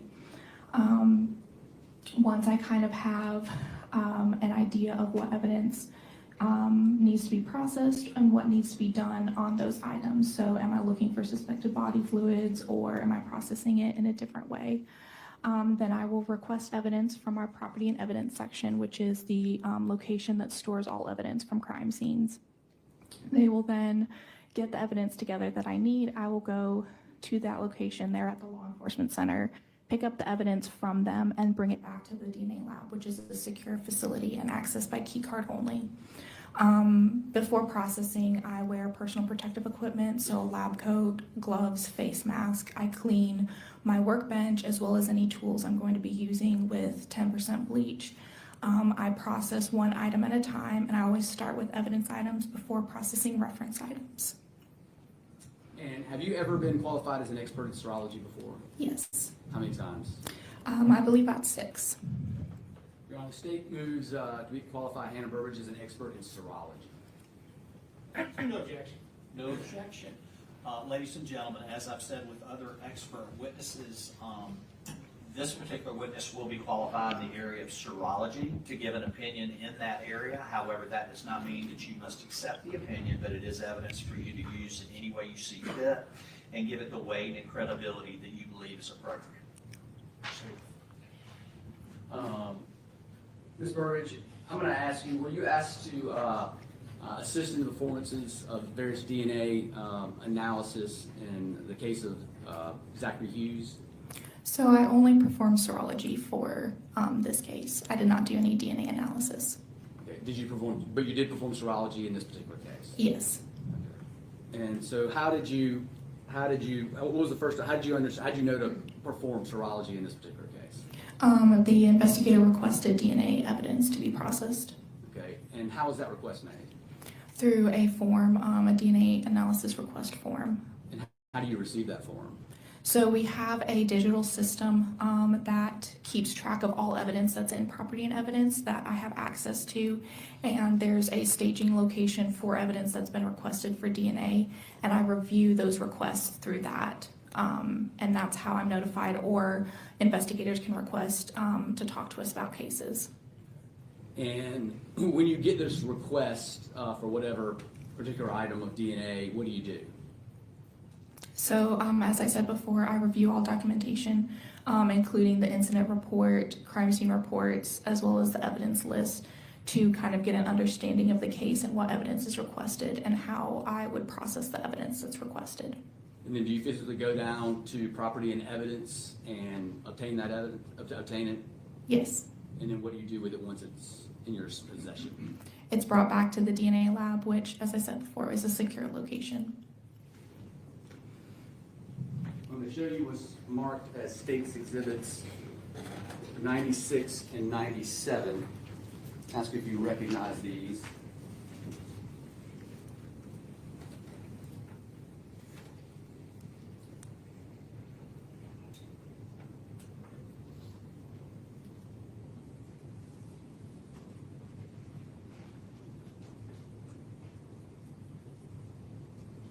Yes.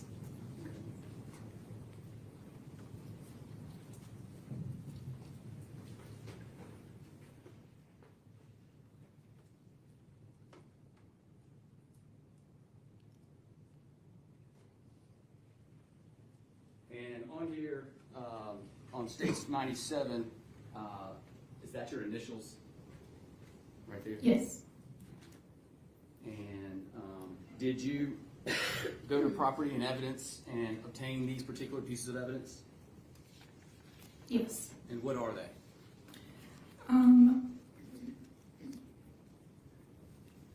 Case item number KF-AU1 became our item number 10, which is a sealed package package containing buccal swab from Christina Parcell. Okay, and so you said your item number 10. Explain to the jury how that happens. So whenever we receive evidence, we label them just to kind of keep track in our system of each item. Okay. And so when you had the request to get the DNA and you went down to property and evidence, how did you do that? So we drive to Property and Evidence, which is located at the Law Enforcement Center, and they will provide me with the evidence. It's usually scanned into my custody through our digital barcoding system, which is a digital chain of custody. And once you receive the evidence, do you inspect it? Once I'm back at the lab and ready to begin processing the evidence, I will be inspecting it. And what are you inspecting it for? To ensure that it's the correct items as well as everything is sealed and labeled properly. Did you inspect these two particular items as well? Yes. And was there anything significant that you saw about whether they had been tampered with or not? No. Did you inspect them to see if they were properly sealed? Yes. And was there any issue that you noted on any reports regarding those samples? I have no notes regarding any issues with the evidence. If there was something that brought to your attention, would you note that? Yes, I would document it as well as notify my supervisor immediately. And would you be able to use it in testing if there was an issue or a contamination or an improper sealing? Typically, we would not process anything that has not been sealed. And were these two items sealed properly? Yes.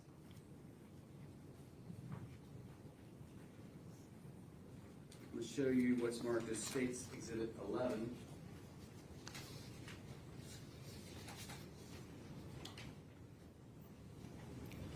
Ask you if you recognize that.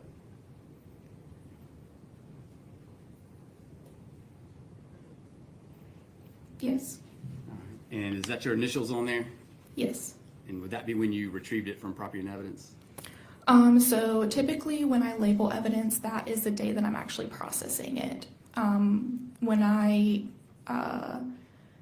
initially am going to open the evidence, I will label it with our lab number, our unique item number, my initials, and the date that I'm processing it. And did you retrieve this evidence from Property and Evidence? Yes. Here at Greenville? Yes. And when you retrieved it, did you notice any improper sealing or tampering with the item? No. And if you had, would you have put it in your notes? Yes.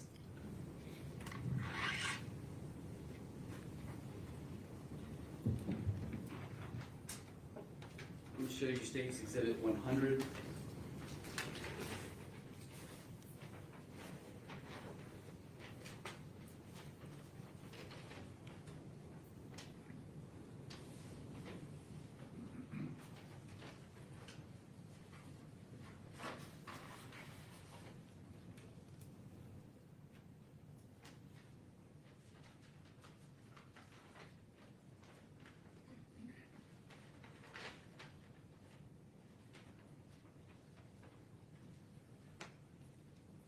Let me show you State's Exhibit 100. You can open that up. And before I ask you that, on the prior exhibit, did you make it a new DNA number, or a new DNA item? Yes. So originally, case item number BW-A became our item number 11, which was a sealed package containing buccal swab from Michael Manigal. All right, now I'm showing you State's Exhibit 100.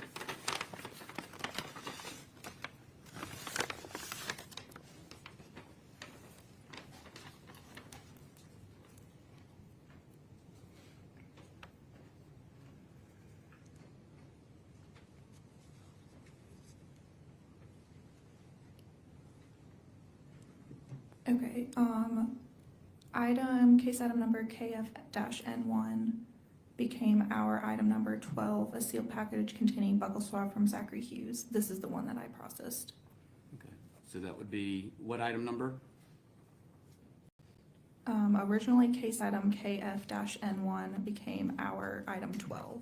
This is a second buccal swab, was labeled as a different item number, What item number was that? KF-N2. Now, did you retrieve this from property and evidence? Yes. And when you retrieved it, how did you find it?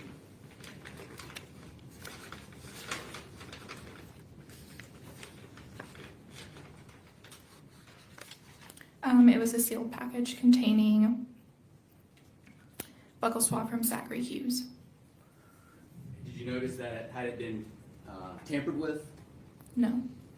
Had there been any issue with the sealing that you noticed? No. So in your inspection, was it properly sealed? Yes. And where did you take the sample? At the DNA lab.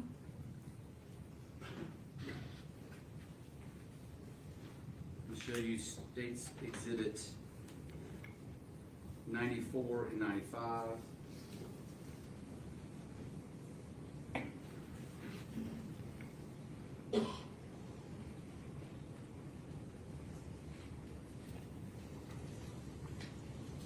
Ask if you recognize these.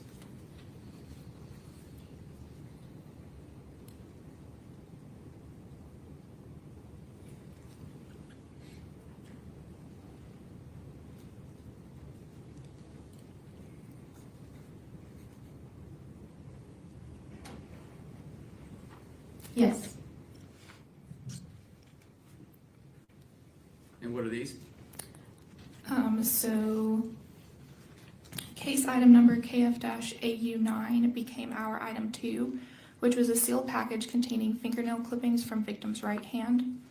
And then case item number KF-AU10 became our number item 3, which was a sealed package containing fingernail clippings from victim's left hand. Did you collect this from the Greenville County Property and Evidence? Yes. And do you recall how, when you obtained these items, what condition they were in? They were sealed. Any issues with them being marked, open, contaminated, or anything like that? No. I'm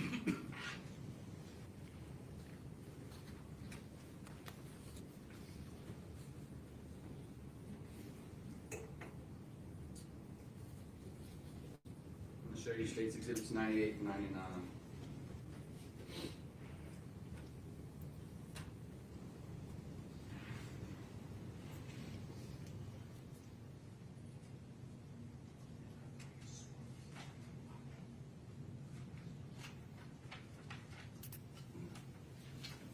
Show you States Exhibit 98 and 99.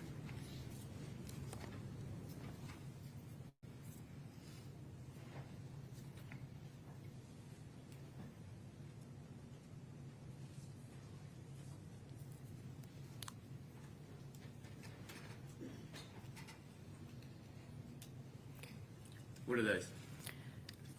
Excuse me. Case item number KF-32A became our item number 5, and it is a sealed package containing swab from right handle brake of black Kona bicycle. And then case item KF-32B became our item number 6, a sealed package containing swab from left handle brake of black Kona bicycle. And did you retrieve those from the Greenville County Property and Evidence here in Greenville? Yes. And did you notice any issues when you received it from? So I'm filling the build up to, they're setting the stage here, okay? You guys, they're setting the stage for the grand finale, right? Akasha, I would like to know what a salt room is too. That sounds amazing. I'm kind of envisioning it as like a sauna that uses salt water or something similar. I don't know, but that sounds very cool. Okay, let's go. DNA. No, Was there any tampering with these items? they were sealed. They were sealed properly. Yes. So once you get these items back to the DNA lab, what do you do with them? So they are stored until I'm ready to begin processing. And then, as I said before, once I am ready to begin processing, I'll put on my PPE, clean my work area, and then open one item at a time for processing. Once I'm done taking either testing or taking samples from that item, I'll seal it back up and then move on to the next item. I work all evidence items first before references. Any samples that I take are given their own unique item number and barcode number to maintain chain of custody, and then those items are stored in the freezer until the DNA analyst is ready to begin processing. Okay, so I'm gonna refer you to your reference number 2A and 3A, clippings of right hand, which is 2A. What did you, testing did you perform on those? Or not testing, what, the right word, did you take any swabs of it? Yes, so for item 2, the fingernail clippings from the victim's right hand, observation revealed 4 pink fake nails. A swab of the tips of the fingernail clippings were taken for DNA analysis as item 2A. So the actual nails, I swabbed the tips of them, and then those swabs became item 2A, which were forwarded for DNA analysis. And did you do that with your item 3A, the left hand? Yes, so item 3, the fingernail clippings from the victim's left hand, observation revealed 5 pink fake nails, and a swab of the tips of the fingernail clippings were taken for DNA analysis as item 3A. So tell this jury, so when you get these items out, how are you dressed in order to avoid contamination? And literally, what do you do? I'm wearing a lab coat, a face mask, and gloves. I change my gloves frequently, as well as cleaning my surface area, any tools that I'm using, and I clean in between items and cases. And then how do you swab these items? So for certain items, we're going to take a wet swab. So it's a swab. It looks like a Q-tip, kind of like a long Q-tip, and we will lightly wet it with deionized water, and then proceed to actually swab the areas that I'm intending to swab. And this helps pick up any skin cells that might be present in that particular area. And did you swab the your 2A clippings of the right hand of the victim? That's what I created, the swabs, item 2A. And then where do you place that swab? They're placed in DNA Freezer 1, which is where the DNA analyst will then pick them up from. And what about your items 5A and 6A, the handlebars of the bike, right and left side? So item 5, the swab from the right handle brake of black Kona bicycle, since that was already a swab, I am just taking a portion of that. So I literally cut a portion of that swab, place that sample into a tube, and that gets labeled as item 5A and forwarded for DNA analysis. And then item 6, the swab from the left handle brake, I did the same thing. That gets taken a sample forward as item 6A. And did you put that in a secure storage location? Yes, those would have been stored in DNA Freezer 1 as well. Now, in regards to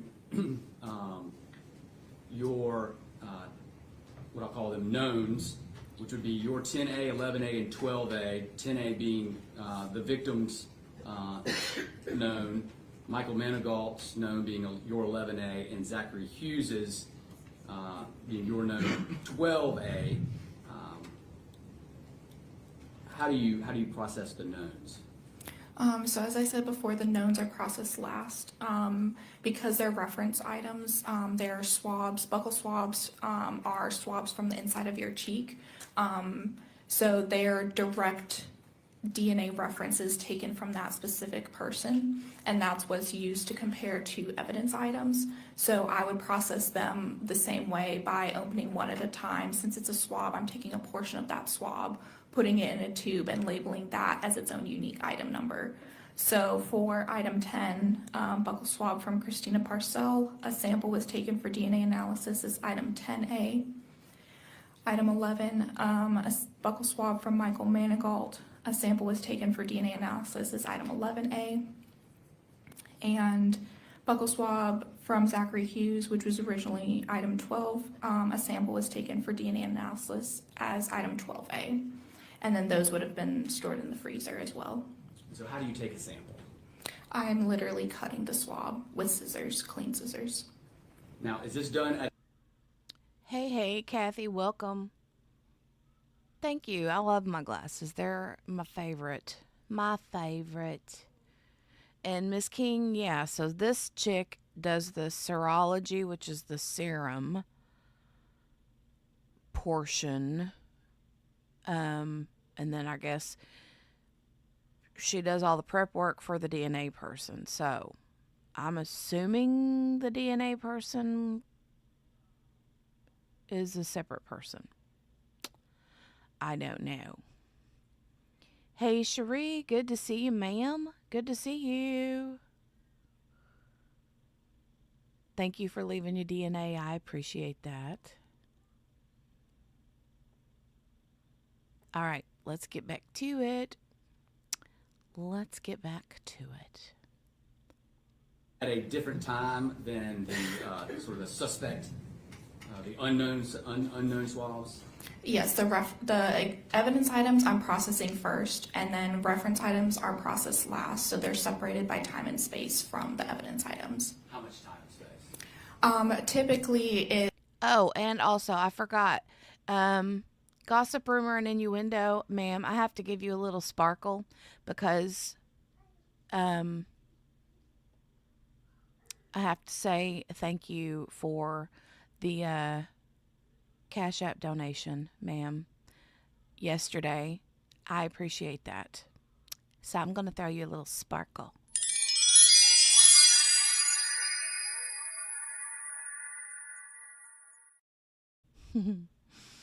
I love the Sparkle Man. Sparkle Man.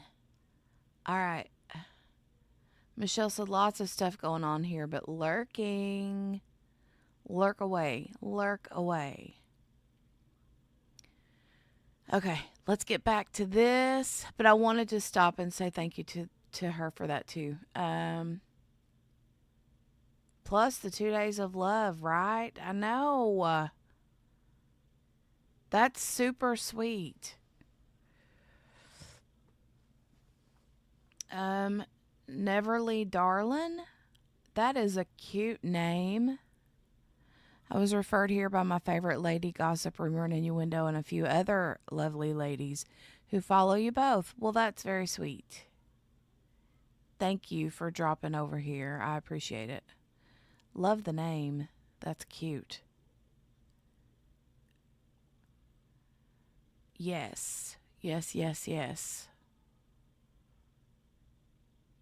Blows me away. The generosity and sweetness of people, right? Akasha says, I would guess the person that processes the DNA items is not the person that analyzes the data. Kind of like when the tech takes your blood or you get a mole cut off, a different person actually analyzes that material. Yeah, that's true. That's true. Very, very true. Okay. Let's get back to this.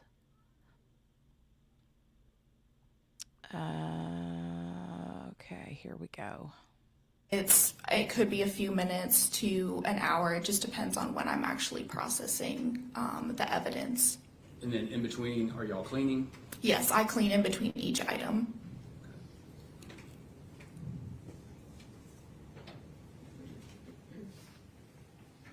Your state moves 96 and 97 in, 111, 100, 95, 94, 99, and 98. Your Honor, I object to the introduction of all these exhibits pursuant to Rule 901. The state has failed to adequately establish a chain of custody, failed to authenticate it. That would be our objection. Your objection is noted for the record, overruled, consistent with State v. Hatcher, Trap, and other cases. Anything from the state? Yes, Your Honor. We feel the chain under those cases has been met. All of the swabs were taken by witnesses that have already testified. They all testified they put it into property and evidence. Ms. Burbidge just testified that she received it from property evidence in a good condition, non-contaminated condition, that she could use and be able to analyze. And I think the state can. But your objection is noted for the record, Counsel. Thank you, Your Honor. All right.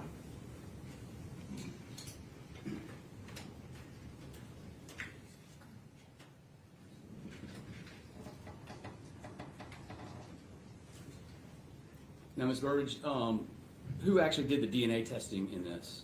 Tim Knopfseeker. All right. And would he have handled other items? Would he have gone and gotten other items from property and evidence? I would have to refer to the chain of custody.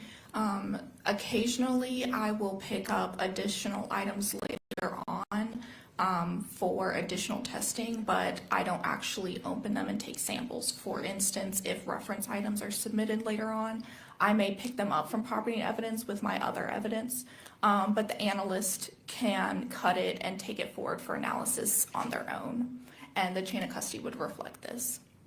Do you recall taking any other pieces of evidence from property and evidence to the DNA lab?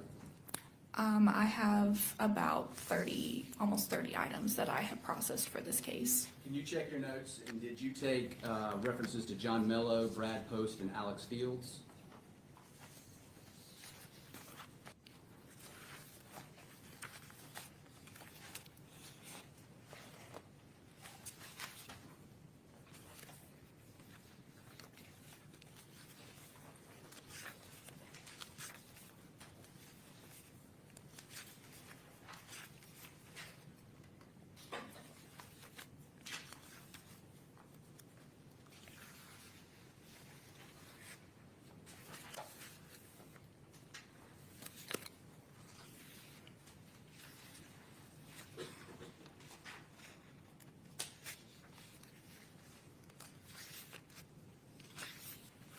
I did not process those. So you didn't cut the little ends and put it and have it ready for DNA on those three? No. I'm waiting for that too, Neverly. Thank you for liking and subscribing. I appreciate it. Just for clarifications, I've got states 96, 97, 111, 100, 95, 94, 98, and 99. Into evidence. Just making sure they've already been. And your objection? Yeah. Yeah, and this objection. And just to be clear, I'm sorry. So Mr. Wilkins' references, those are already in evidence. That's correct. I'm just crossing with you, double checking. Those are the ones we discussed, and then we're putting it down. For the record, make sure it is absolutely clear, 96, 97, 111, 100, 94, 95, 98, and 99 are all in the evidence. And your objections noted. Thank you. All right. And I've already referenced cases.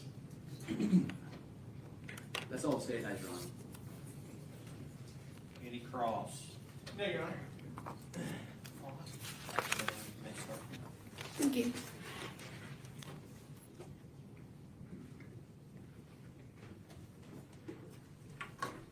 Ween, baby, that's cute.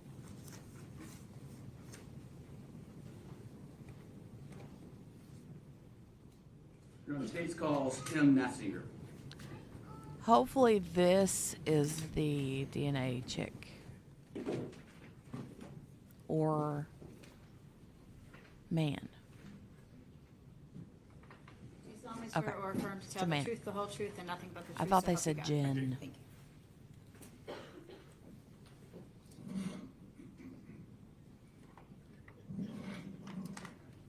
Please state your name for the record.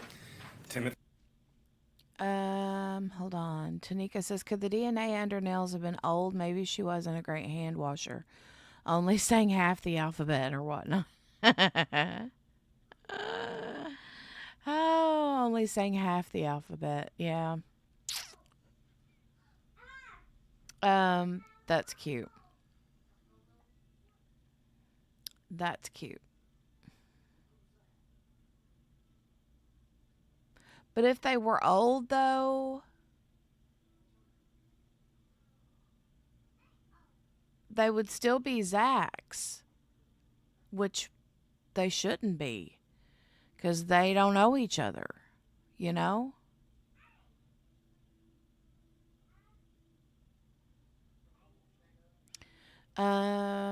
Let me see.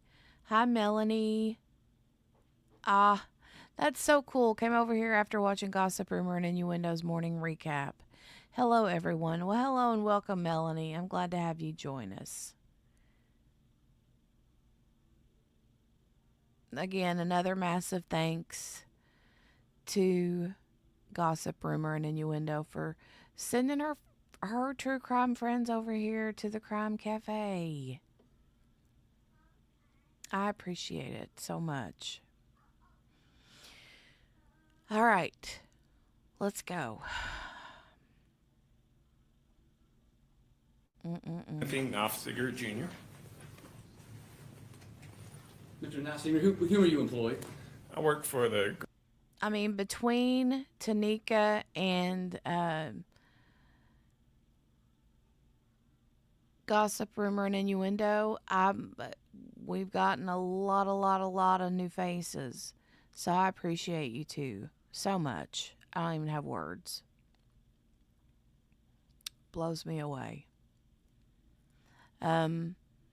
Melanie said, I subscribed to this channel too. Thanks for showing this trial. Thank you. Thank you.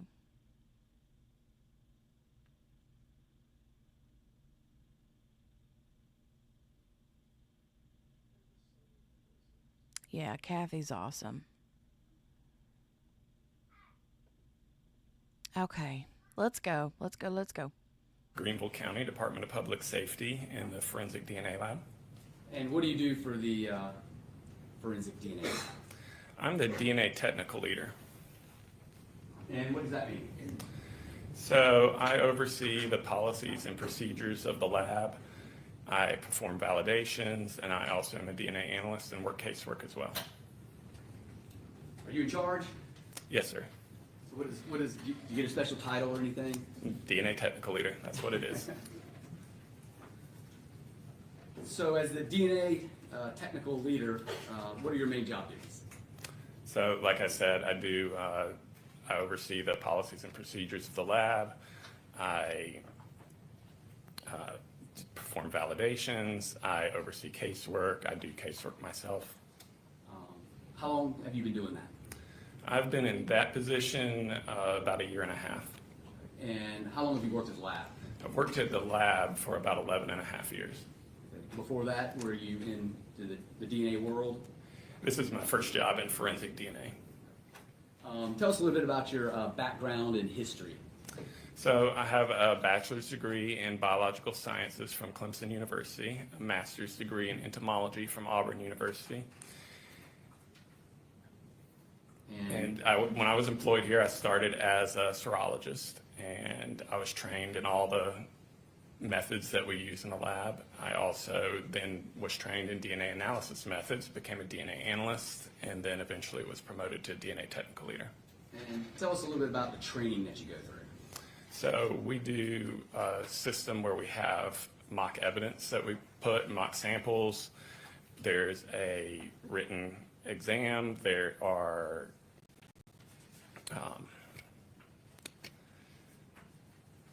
we do mock cases, and then we do a competency exam as well. Also, twice a year, we do proficiency testing, which are cases that are provided to us from an outside company that we don't know the answers to. We have to test them, give them back our answers, and they make sure we got the right answers. About how many DNA samples have you tested?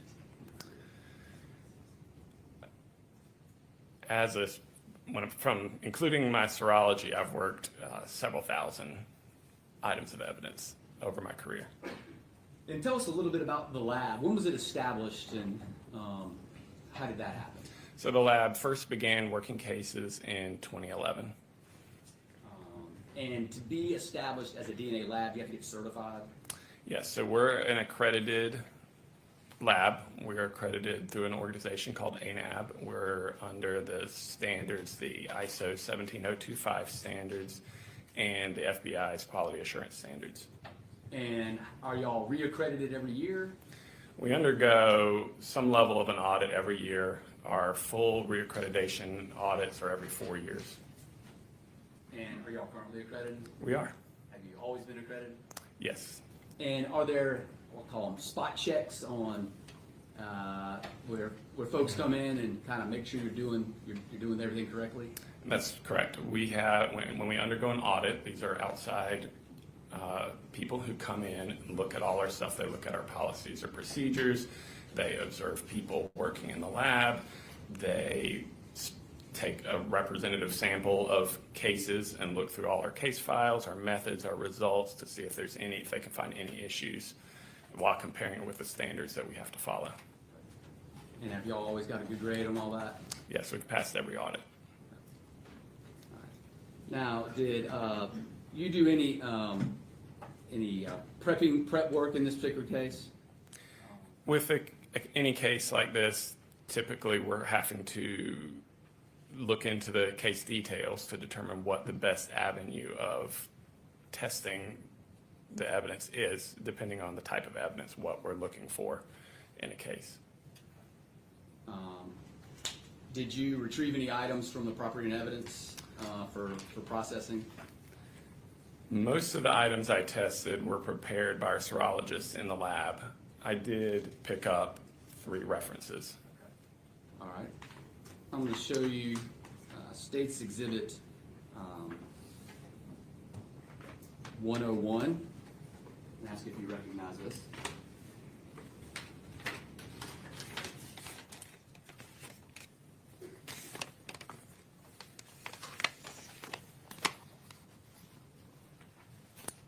Yes. What is this? This is a buccal swab from John Mello. And how did you obtain this item? I would have received it from our property and evidence department. And sort of the same way that Ms. Burbage just testified to? That's right. And when you obtain this this item, how did it appear to you? So whenever I pick up evidence items, I check the packaging, make sure everything is properly sealed and labeled, and it was. Was there any tampering or any kind of cuts on the items before No. you took it back? And if there was, would you have noticed that? I would have. And would you have documented that? I would have. And would you have tested it otherwise? Most likely not. And what is this? What is John Mello's swab? Your reference number now? So I gave it, our item number is item 27. 27.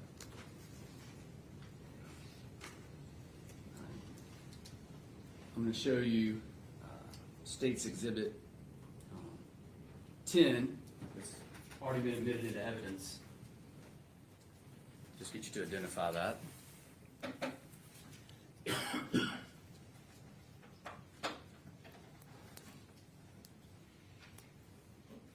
Yes, this is a sealed package containing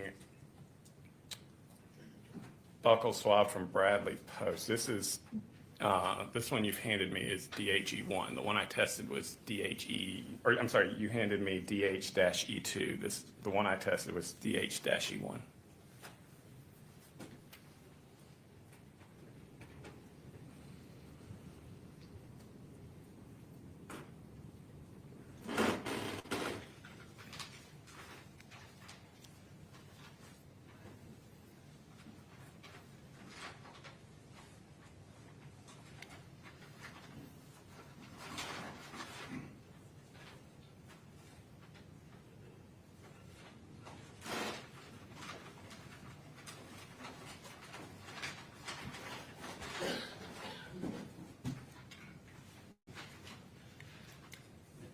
Your Honor.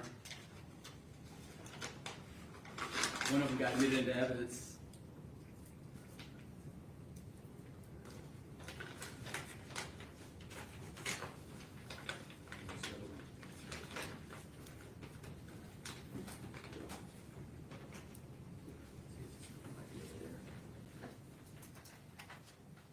We can take a quick break.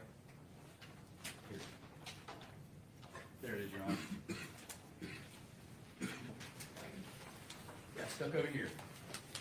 I'm going to show you State's Exhibit 11. Yes, I recognize this. This is our item 25, sealed package containing buccal swab from Post Bradley. And did you collect this piece? I obtained it at, retrieve it. I got it from our property and evidence department. And when you retrieved it, did you inspect it? Yes, I did. And was it properly sealed? It was.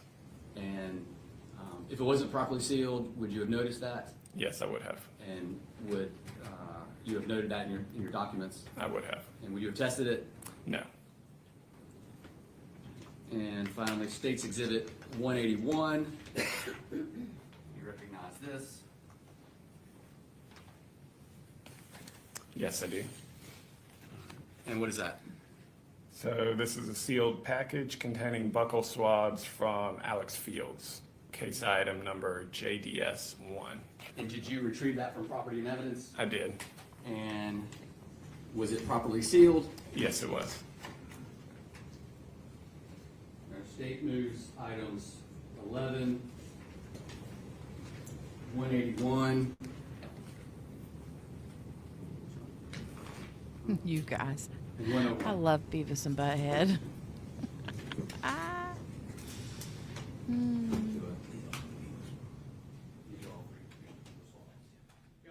How would you cite 901 in favor of property sales changes?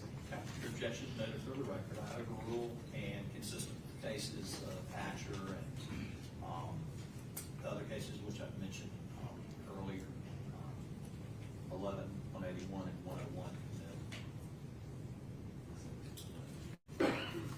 You got Exhibit 11, correct? 11, 181, and 101 Thank you. are admitted into evidence.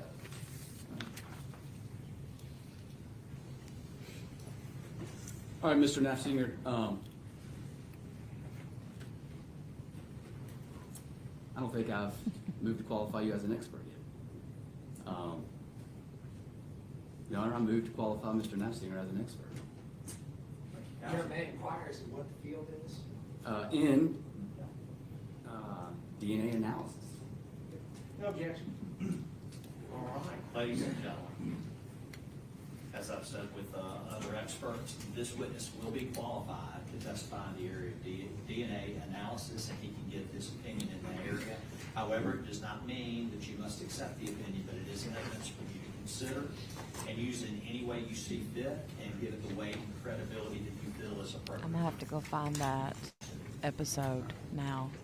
So, Mr. I've gotta Nafsinger, find tell that. us how you analyzed the items that you just referenced and the ones that in general, and that Ms. Burbage referenced as well. So there's 4 basic steps to DNA analysis. So first is called extraction. We have to basically break the cells open and get the DNA out of the cells. And then we have to do a process called quantification, which is where we simply find out how much DNA is present in the sample. Then we do a process called amplification, which is where we make lots of copies of specific areas of DNA. And then we put those copies onto our genetic analyzer, which then produces a DNA profile. Then we have to interpret the DNA profile. DNA is a comparison science. The only way we can know whose DNA is present on an evidence item is if we have a known sample, such as a buccal swab, to compare to it. Now, Ms. Burbage testified about taking clippings and swabs. Are those the items that you tested? Yes, they are. All right, and so, and I'm just going to go over, tell this jury the knowns that you tested in your reference item. So I did a total of 6 reference items. Item 10A was a sample of buccal swab from Christina Parcell. Item 11A was sample of buccal swab from Michael Manigault. Item 12A was sample of buccal swab from Zachary Hughes. Item 25 was a sealed package containing buccal swab from Bradley Post. Item 26 was a sealed package containing buccal swabs from Alex Fields, and item 27 was a sealed package containing buccal swab from John Mello. All right, so tell us, what is a reference sample? So a reference sample is just a known sample of somebody's DNA. That's so that we can compare the profile that we get from that reference sample to whatever we find on the evidence. And then those reference numbers that I'm referring to, are those just the numbers that you refer to in your report? That's right. And then you generate a report describing your findings? That's right. And then what do you call the items that you're trying to see if there's DNA matching to them? So we'll call those questioned items because we don't know what we're going to find on them when we go to test them. All right, and so in this case, what question items did you compare to? Compare the reference items to? Well, I did quite a few items, yeah. a lot of them. Okay, let's talk about it. So about how many items do you think that you tested in this particular case?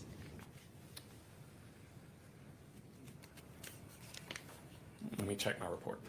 And you can give an estimation.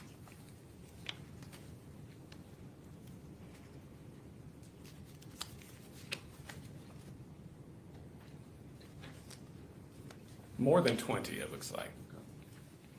And so I'm going to refer you to your reference items 2A and, 5A and 6A. Can you tell the jury what those items are? So item 5A is sample of swab from right handle brake of black Kona bicycle. And item 6A is sample of swab from left handle brake of black Kona bicycle. Okay. And so just give another general description. In the lab, you've got, and this is 5A and 6A, the swabs of the black Kona bicycle. It is just a clipping of that swab that you're using. That's correct. And that is the swab that that Hannah Burbage process or prepared for you. That's correct. All right, and where did you get that swab from? I got it from DNA Freezer 1 in the DNA lab. And is that a secure location? It is. The entire DNA lab is secure with only key card access, only accessible by the people who work there, and there's an alarm system. And what measures do you instill to make sure that there's no cross-contamination from the reference samples? So when I'm doing my extractions, the questioned items are extracted at a separate time and space than the known samples. So when I'm handling the questioned items, I have not handled any of the reference items yet.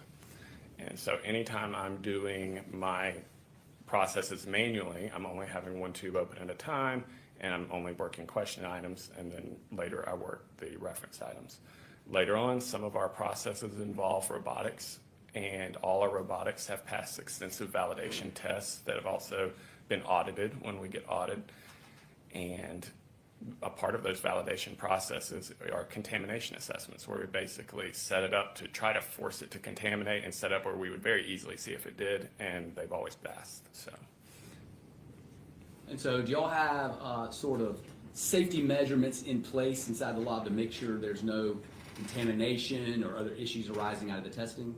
Yes, so in addition to those precautions, I'm obviously wearing protective equipment. So I've got a mask, gloves, a lab coat, change my gloves frequently. We also work with controls. So with every extraction batch, I have what's basically called a reagent blank, which is just an empty tube that I do everything to it, the same thing I'm doing to all the other samples, and I run it just like all the other samples to see if anything shows up in there, because we would see it if some DNA is being transferred between samples. And do y'all have a peer review system? We do. And how does that work? So we do 2 reviews. We have a technical review and an administrative review, and the main point of the review is another analyst who's fully qualified to do the same processes that I did goes through and looks at all of my data, essentially reinterprets everything, makes sure they agree with all my conclusions, that they don't find any issues with what I did, and no report is released until it passes review. So, To my knowledge, no, but I mean, I could totally see it happening, you know? I really could see it. Neverly for sure. Akasha says I'm going to get distracted and miss it. No, I'm sitting here I'm waiting. Just waiting. in reference to 5A handlebar, right handlebar Kona bike, in reference to 6A left handlebar of the Kona bike, did you compare that swab to your nose in this particular case? I did. And what was your conclusions of that?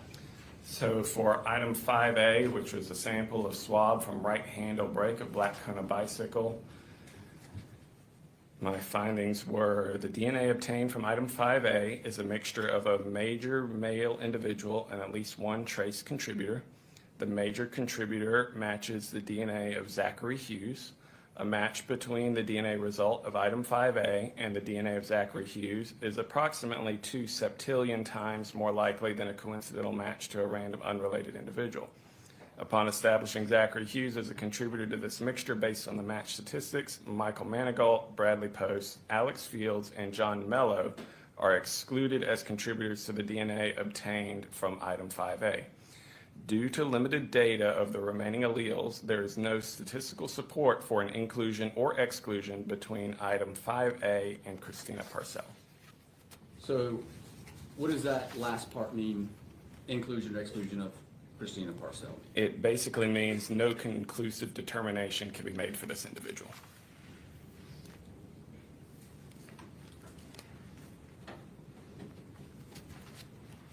So now I'm going to refer you to your items 2A and 3A, 2A being the clippings of the right hand of Christina Parcell. Did you have the... I'm sorry. Go ahead. I don't think. I was just going to ask him if he compared that to the known references. So I had items 2A and 3A. 2A was a swab of tips of fingernail clippings from victim's right hand. Item 3A was swab of tips of fingernail clippings from victim's left hand. Item 3A,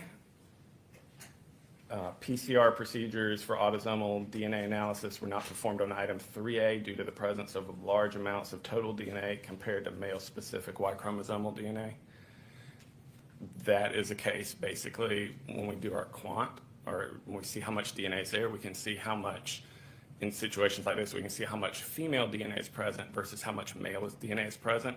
And if it's too little, the next processes won't show up the male contributor because there's just too much female DNA. It's kind of like trying to hear your phone ring in a rock concert. It just gets overwhelmed. So at that point, we stopped with that sample. So you're referring to the clippings of the left hand?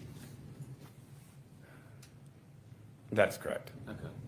And so, and for reference, the items that you're dealing with are literally swabs.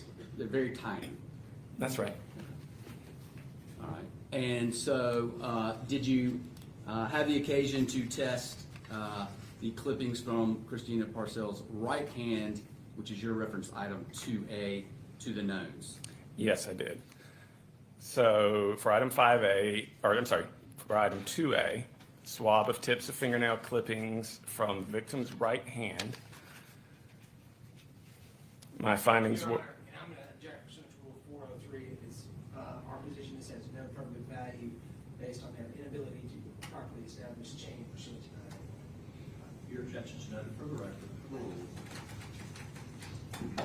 Good, again, so And did... just for the record, I find that the Rule 403 is extremely probative and substantially outweighs any unfair prejudice. But your objection is noted on the record. Thank you, Your Honor. So I'll refer you back to clippings of the right hand 2A. Yes. And compared to our known references there. So the DNA obtained from item 2A is a mixture of at least two individuals, a major female and a minor male. Assuming Christina Parcell is the major contributor to this mixture based on this being an intimate sample, a match between the minor DNA result of item 2A and the DNA of Zachary Hughes is approximately 825 million times more likely than a coincidental match to a random unrelated individual. Michael Manigault, Bradley Post, Alex Fields, and John Mello are excluded as contributors to the DNA obtained from item 2A. So did you just tell this jury that Zachary Hughes' DNA is 825 million times more likely than a coincidental match to a random unrelated individual located under Christina Parcell's fingernails? So what that stat means is it's called a likelihood ratio. And basically we're looking at two hypotheses as an explanation for the evidence profile that we find in the sample. So the intimate sample part, I think what they mean is because it's her DNA, it's her clippings of her own fingernails, means it was you're going to find her DNA on it, overwhelming amounts of hers, because it was an intimate part of her. It was her nail clippings, you know what I'm saying? So you're going to find her DNA on it. I think that's what that means.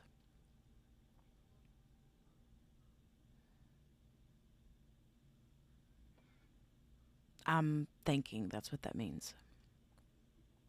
For every comparison, and we compared all the people to it, for every comparison, the first hypothesis is that this person's DNA is the best explanation for what we found on the evidence. And the other hypothesis is that it's somebody else in the random unrelated population. And so we're able to do statistics on this.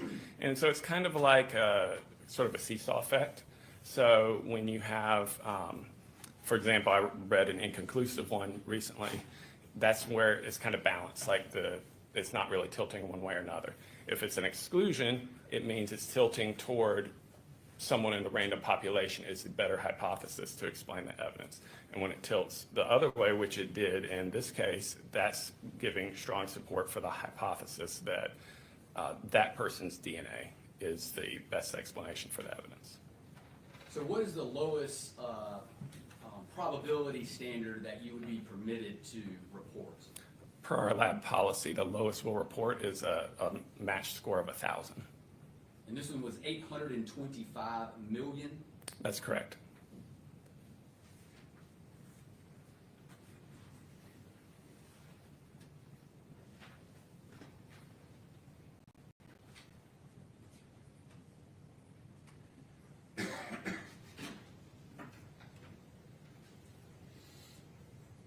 Please answer any questions, Defense Counsel.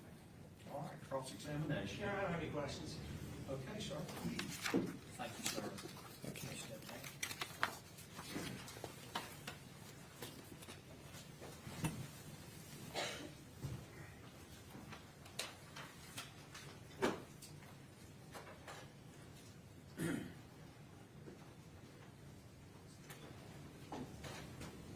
Can I see counsel if you're with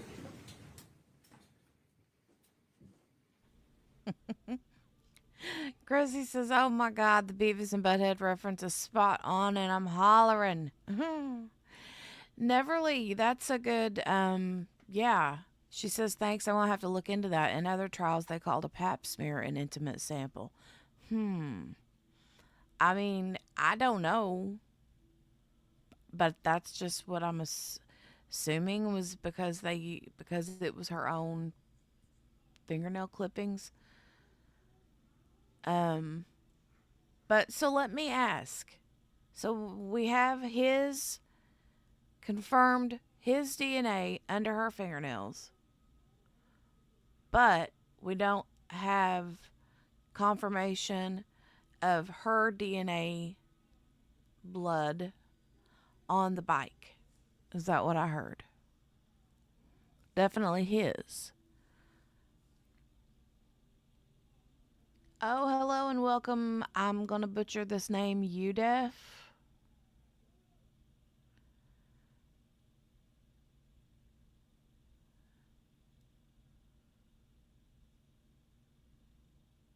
Okay. Neverly says, per Google, an intimate DNA sample is collected from mouth, semen, vag fluid, and anus. Lovely words, but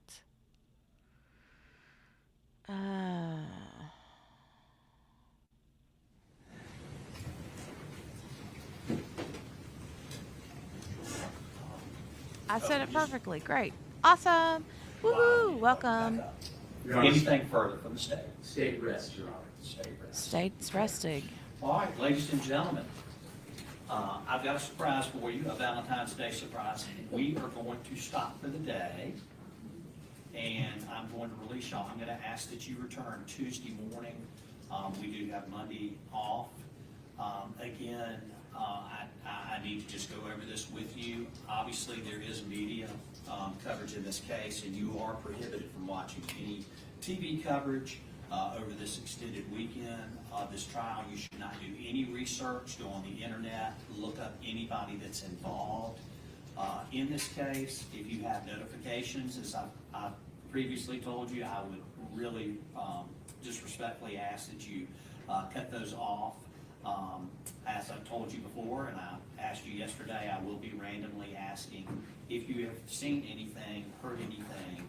And again, it is just to, it's so important to the integrity of this trial and justice and fairness to the defense and the state, and that you only consider evidence that comes in through this courtroom. You're not to discuss this case among yourselves or begin any type of deliberation whatsoever until I instruct you that you can begin those deliberations. Do not discuss this with family members, spouses, friends, until after your jury service is completed. And if anyone approaches you to talk about this case at any time, I need for you to inform me immediately, okay? I hope y'all have a nice extended weekend, and I thank you on behalf of Greenville County and the state of South Carolina for your service and your attentiveness in this trial.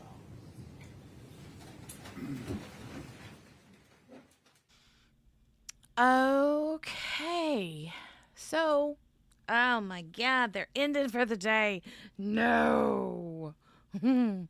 No. He's like, okay, state's rested. We're going to start fresh Monday morning. Bright-eyed, bushy-tailed. And I'm really... Let's see. Wonder if they're going to have any argument after the jurors leave. So seriously, as far as the DNA goes, I am leaving with questions because, one, they did confirm that his DNA is under her fingernails, but they could not confirm that her DNA was on the bicycle. Now, he did clean the bicycle, but his DNA, they found his DNA on the bike. I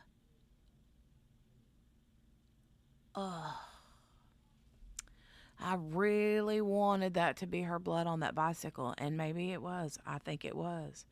But, oh, are they off on Monday? He said. Okay.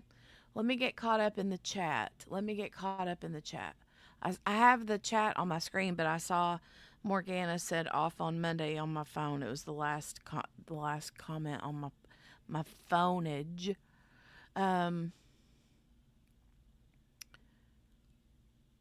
Let me see. Yeah, I know, right? The defense had no questions at all for the forensic gangsta.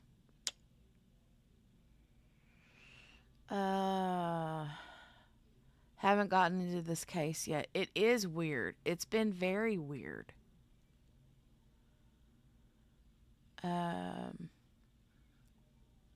See, Donnie, that's the thing too. Did he get scratched or anything? They didn't show. They said that chick yesterday said that they took photos of him and all that, but did we see anything? I mean,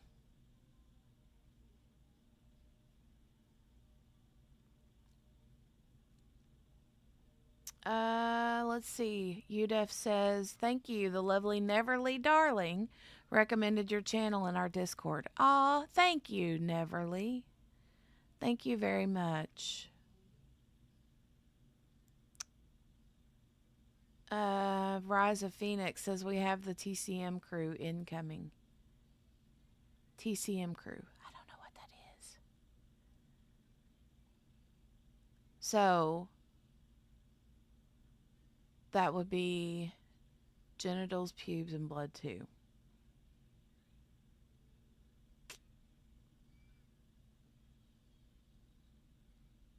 But did they mention getting... Why did my thumbnail just split, man? I just put these daggone nails on the other day. Like a couple of days ago. And already my thumbnail has split right down the middle. Ooh, that makes me mad. That makes me mad. Okay.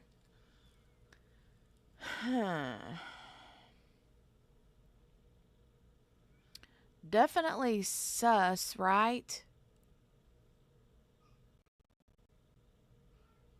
Definitely sus. Sorry, the stream ended and it went on to the next one. Oh, that court reporter's got beautiful hair. Yeah, the judge has snap-on glasses. Ween Baby in the chat was calling him his earrings the other day. It was so funny. It was so funny. Akasha says, what am I supposed to do now? Work in silence? Unacceptable.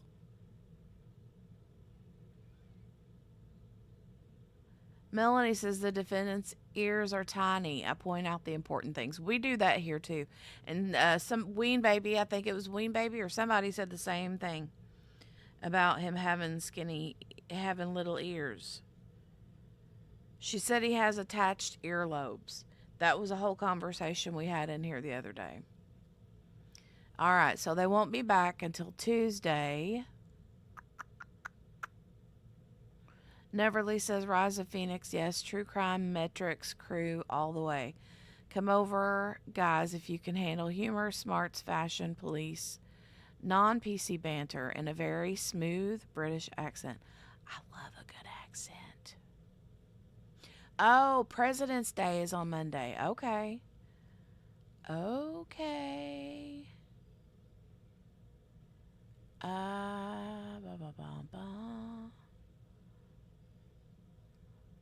Neverly says DNA testimony is very tricky and hard to comprehend for regular folks. Well, I'm definitely a regular folk.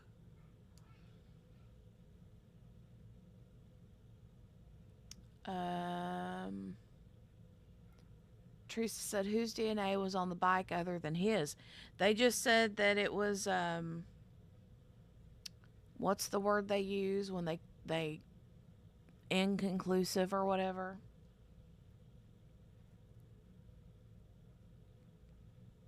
Maybe we can rewatch the DNA testimony for the bike again.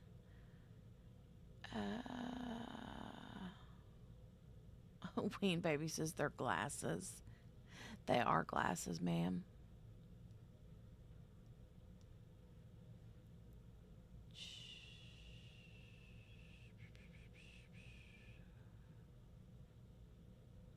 Oh, Adelson's. Gotcha. Yes, Tanika, absolutely, ma'am. Absolutely.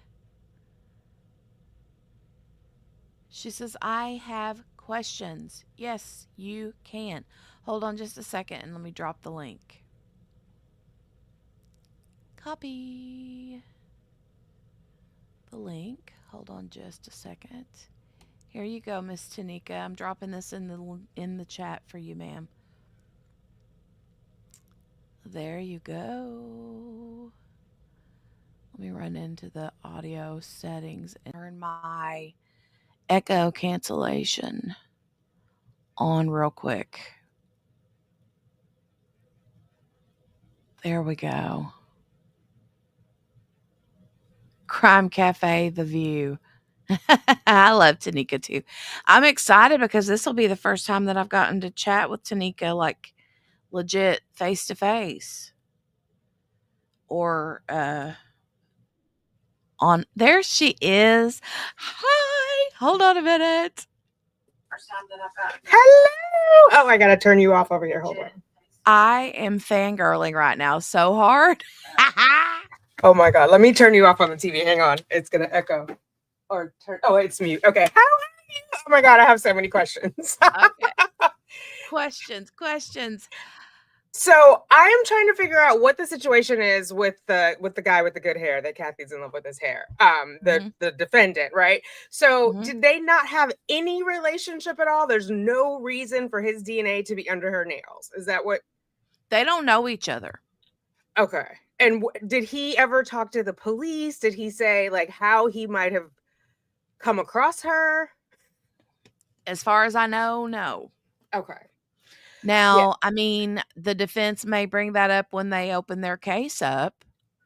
And they deferred their opening, right? Until Yes. the case, until the state. Okay.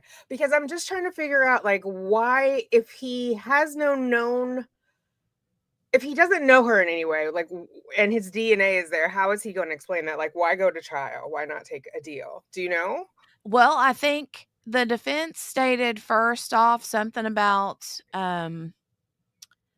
it being a case of like mistaken identity or what, not mistake. Is that the right word? Like, oh, it's somebody that looks like him, but it's not him on that bicycle. You know what I mean? Okay. Kind of situation. Akasha says he passed his shut up classes, so he hasn't said anything. I take that away. Okay. But yeah, the only connection he has to her is John Mello. Huh. That's it. Is it possible John Mello set him up? Not to start a conspiracy theory, but he's like what the Guardian ad litem had to say about Mello. He's not a nice dude, right? He's not. So do we think it would be? We could put that past him to try to set somebody else up? Well, the thing is though John Mello wasn't even in the country at the time she was murdered. And they confirmed that he was in fact in Italy. Okay. Yes. Maybe he had someone else do it. I'm just trying to make it make sense. And also, I'm suspicious if John Mello is also a Pedialyte. Like she didn't just wake up one day and decide to be a Pedialyte and then run into our friend, what was his name, Post, the one in the jail suit. Yeah. Like they didn't just randomly meet and go, oh, we want to diddle kitties, you know? Right. I don't know.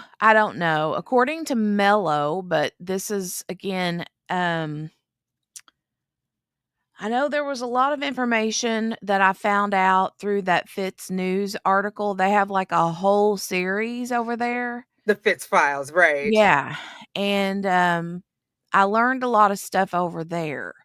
Apparently the Mello guy has like tried to make her look in a really bad light, but she's not the first one he's done this to. Like he's done this to other people too. Okay. And so he's kind of apparently known for being a troublemaker, so to speak. Okay. So, and I see she likes the older men because Mello is older, Post is older. I don't know. I just feel like Mello somehow is involved, but yeah, I don't know. Well, I mean, I believe Mello is involved in the way that he had Zachary do it. Okay. Yes. Okay. So that's what I'm thinking. I'm like, is that far-fetched? Yeah. Okay. No, that's the whole premise. But they can't connect the dots to actually indict Mello? Well, I don't know what they're waiting on. Honestly, I don't know what they're waiting on for why they haven't, because they're connecting the Mello is the baby daddy. They were a thing, and then they're not a thing, and then we find out that Mello and Zachary Hughes, the defendant, are big time friends, and there's those scrambled messages from WhatsApp or whatever that's called. Yeah, the encrypted messages that you just have to like put together like a jigsaw puzzle, basically. Yeah. And so there was a lot of that. We, find out that he's the one that talked Zach into sending those big manila envelopes out with her naked photos and all that to post, and posts neighbors, and posts like places he go, like the cigar bar and all that, places that he frequents. So, and then there was the discussions about, oh, I've got Christine's number and I got her address. So I feel like Mello, like Ween Baby says, I feel like the Mello dude has a really big influence over Zach. Okay. And he just somehow or another talked him into doing it.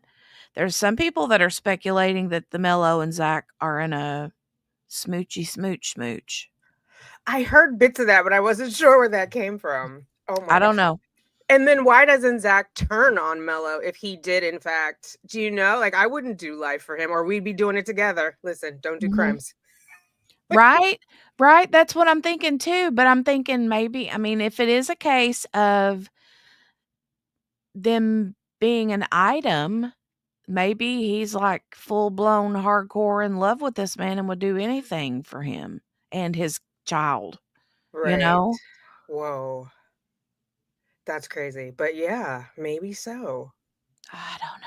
And do we know how Mello and Zach, like how long they've known each other? I'm not exactly sure. And I don't know that they pinpointed that in the trial, but I think that it was through both of them have a very strong love of music, and that's how they met. And I don't know if Mello was maybe some sort of mentor to Zach. Okay. Or what?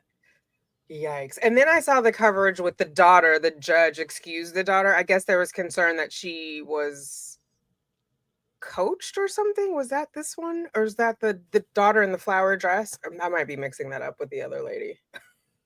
Yeah, I'm not sure about that one. Okay. I haven't seen anybody's daughter in this trial. Okay. It might be another, I'm in trial overload. It might be another case.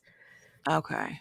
Because I know Akasha says I can see Mello fleeing the country after this trial. Yes. Did they take his passport? Because he likes to pop over to Italy a lot. Where's the daughter? Is she in Italy? I don't know. I think the daughter did we find out yesterday where the daughter ended up? I feel like the daughter ended up with the aunt, the Tina chick that was onto the stand, but I could be wrong. Okay. I don't know for sure where. See, there are so many like open-ended. There's so many questions I have. Me too. I gotta go back and watch Kathy's playlist because I didn't know about this trial until it started. So I'm playing catch up, like trying to figure out who all these people are and what their relationship is. Because one, the Pedialyte thing was like awful for me, obviously for most people, but it's just like it's gonna sound bad, but I kind of feel like the societal problem was taken care of because if not, she was gonna spend time in prison with what's his name, Post. Eventually. I don't know if they would have got caught. Eventually, I'm assuming they would have. I know as a result of her murder, they found that stuff. But I mean, she's not a great person, do you know? And yeah, I don't have sympathy for her. I understand everyone deserves justice. She's hard to feel sympathy for. Yeah, I agree. The dad is in prison for what? Wait, who's dad? Mello? Neverly says the dad is in prison. I thought the dad was not. Is he? I think that the dad was. Interesting. Public service unaliving. Yes, per Kathy. Yes, it was. I think it really was a public service unaliving. Her first husband is in prison, not the baby daddy. Okay. And what's he in prison for? Oh, I have no idea. Oh my God. Just the seediness of all of this. I know it. Neverly says, wait, isn't he? I don't want to spread misinformation. I don't think he's in prison. He was the only thing that we know that he was charged with had to do with custody issues of the kid. And he was like exonerated of all that. Oh, Mello and Zach were charged with sending The CSAM? Really? Not just the bourgeois photos, like the revenge, what do we say on YouTube? Corn, the revenge corn.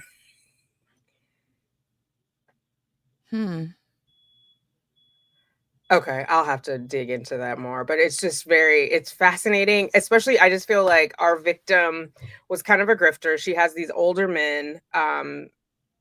It is clearly up to no good with the second one with Post, and who knows what she was up against with Mello. But for her to tolerate that kind of abuse, either she is also abusive, in my opinion, or just she's not giving victim because of what she's done with the children. Do you know? It just seems like they were all sort of sordid individuals. I know, I agree. And at first I was like, before I found out anything about this trial, I was like, oh, she's a vet tech. She's so pretty, pretty blonde hair, pretty blah, blah, blah. She looks so sweet. That's so sad. And then the instant I found out that she was doing what she was doing, I was like, right. As a mom, that's like a no-no. I mean, as a human being, period, but you also have a child, like it's extra deplorable, in my opinion. mm-hmm. So Yeah. someone is saying, Chrissy said her first husband is in for the assault material, child assault material, not Mello. So see, that's what I'm saying. I think it's a pattern. So Chrissy, do you know if are these the only, I guess this is the only time she's got caught, but first husband is in prison for CSAM. Then we get Mello, they have a baby. We don't know about CSAM. Then we have Post, and there's evidence of CSAM. So I think she's been at it for a while. It's not new to her. Yeah, maybe. But I don't know anything about the first husband. Is that like confirmed? I didn't even know she had a first husband until here. I don't know. Post is in jail for spam pic. Yeah. For assault material. Yeah. He is, that he created with her, the victim in this case. Miss King, as something far with as animals? Yeah, they diddled animals too. Is that why she was doing vet work, so she had access to people's pets, not those animals though, right? I mean, I don't know whose animals or what animals. Kathy says that frogs were even included, but I think she made that part up. Oh my God. She made that part up. She's like, not the frogs. Oh my God. There's a lot going on in this trial. Like there's not one redeeming character. Like, who are we rooting for? I know. I mean, no God's wonder Zachary has all the people sitting over there on his side of the gallery. Because he's like, I've heard people saying murder is never right, in my opinion, right? Correct. But we have Stephen Stearns going on trial for CSAM, and they're going for the death penalty. I mean, that is considered capital stuff. Like, I don't blame them. I mean, since she was 8 years old, they have it documented that he was abusing her. 8. Yeah. And so I'm just saying, and that Maddie isn't even his biological daughter.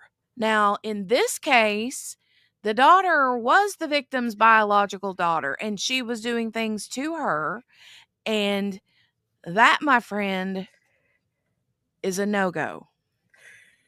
Right. Nope. That's a hard no. Yeah. Yeah. And the Maddie thing, I'm waiting for them to get the mom. She knows something. She knows more than what she's saying. There's no way that all that's going on for all those years. Girl, you didn't even have a job. What were you doing all day? Do you know what I'm saying? She's kept collecting disability. How is that happening and you don't know? But don't get me started. Like, yeah. Yeah. But when they do have a job, when her or Stefan's has a job, let it be at Disney World, right? Where all the children are at. Right. I mean, the whole thing. And then now they pushed his trial back to May, I think. They're separating them though, right? They are separate. The murder trial is going to be later, but the CSAM trial was supposed to be the end of this month, and now they pushed it back to May, apparently. And he keeps going and going and going about trying to take the death penalty off. I say, push it. Yeah, for one or both, I think it deserves the death penalty. Do you know? Yeah, that's It's so sad. It breaks my heart. And I saw something where they're like, did Maddie think she was in a relationship? They were thinking maybe she was pregnant. Maybe that was her boyfriend. But then where was Jen? Like, how are you just letting this all go on under your nose? Jen was in her own bed with a migraine telling Maddie to go get in the bed with Stefan. Upstairs, yeah. And then did you see her quote unquote bedroom? It's in the living room. It's got like a one of those old school boudoir screens, but there's no door. Like, why Yeah. would you have your kid in the living room and there's an extra bedroom upstairs? Yeah, that's the weirdest thing. But see, they were renting those other 2 bedrooms upstairs out. I think there was a master bedroom downstairs and 3 bedrooms upstairs or something like that. And they had Yeah. daggone room numbers on the outside, like 1, 2, and 3 metal door numbers, like a hotel room or something. Right. Totally like a hotel. But there the one that they slept in the night that she died was unoccupied. That was the one they went up. It was like allegedly Stefan's, but he hadn't been there since December. The one they found like lube in and underwear and that could have been a nice bedroom for a 12, 13-year-old. Right. It's like Yeah. she wasn't her mom's priority. No, that whole case just makes me sick. And I agree, Miss King. Jen needs to be prosecuted. Apparently, she's got some sort of a immunity deal going on, with, whatever. But I think it is derivative immunity. So you know how Wendy Adelson can testify, but it doesn't mean she can never be prosecuted. So I think they're like leveraging her input to convict him. But I don't believe she can't be prosecuted. I think it's going to be after, if she gives up whatever they want her to give up, they may or may not prosecute her, or they may cut her a deal from there. But she's not going to get away scot-free. I hope to God not. I can't with that. Yeah. And he did it all under her nose. Oh, go ahead. Oh, no, you're right. He did do it all under her nose. But the thing is, though, is we can say he did it under her nose, but did he really? Did she know? I mean, Jen Soto, I feel like I feel in my heart that she knew what was going on and she just let it. Because remember, she said something about, I don't want this to be a Woody Allen situation. A Woody Allen situation. Yes. Yeah. So maybe, yeah. I couldn't figure out why she said that, but she's weird anyway. So I was just like, oh, maybe that makes something in her sense in her brain. But yeah. Well, the whole Woody Allen situation is where he, falls in love with the kid or whatever. That they adopted. Yeah, the adopted daughter. Yeah. Soon Weird. Yeah, it's very strange. It's very strange. So defense is going to start their case for this trial on Tuesday. Is that what we're expecting? They're going to start their case in chief? Like, I think so. Okay. So then they'll have to first do like a motion to dismiss, because they always do that, right? And then the judge will say, nah, sit down. And then they'll do their opening, and then they'll go into have they announced yet if Zach is going to testify? They haven't said yet. I'd say they're probably going to take this weekend, long weekend, mind you, considering Monday is off.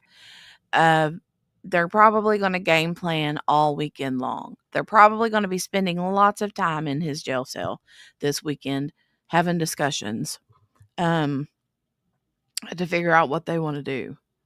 Okay. And what avenue they want to go. And I knew that they would do that because there's a few different ways. They probably got like option A, option B, option C. Let's see how the witnesses for the state pan out, and then we'll game plan based on what happens there. Okay.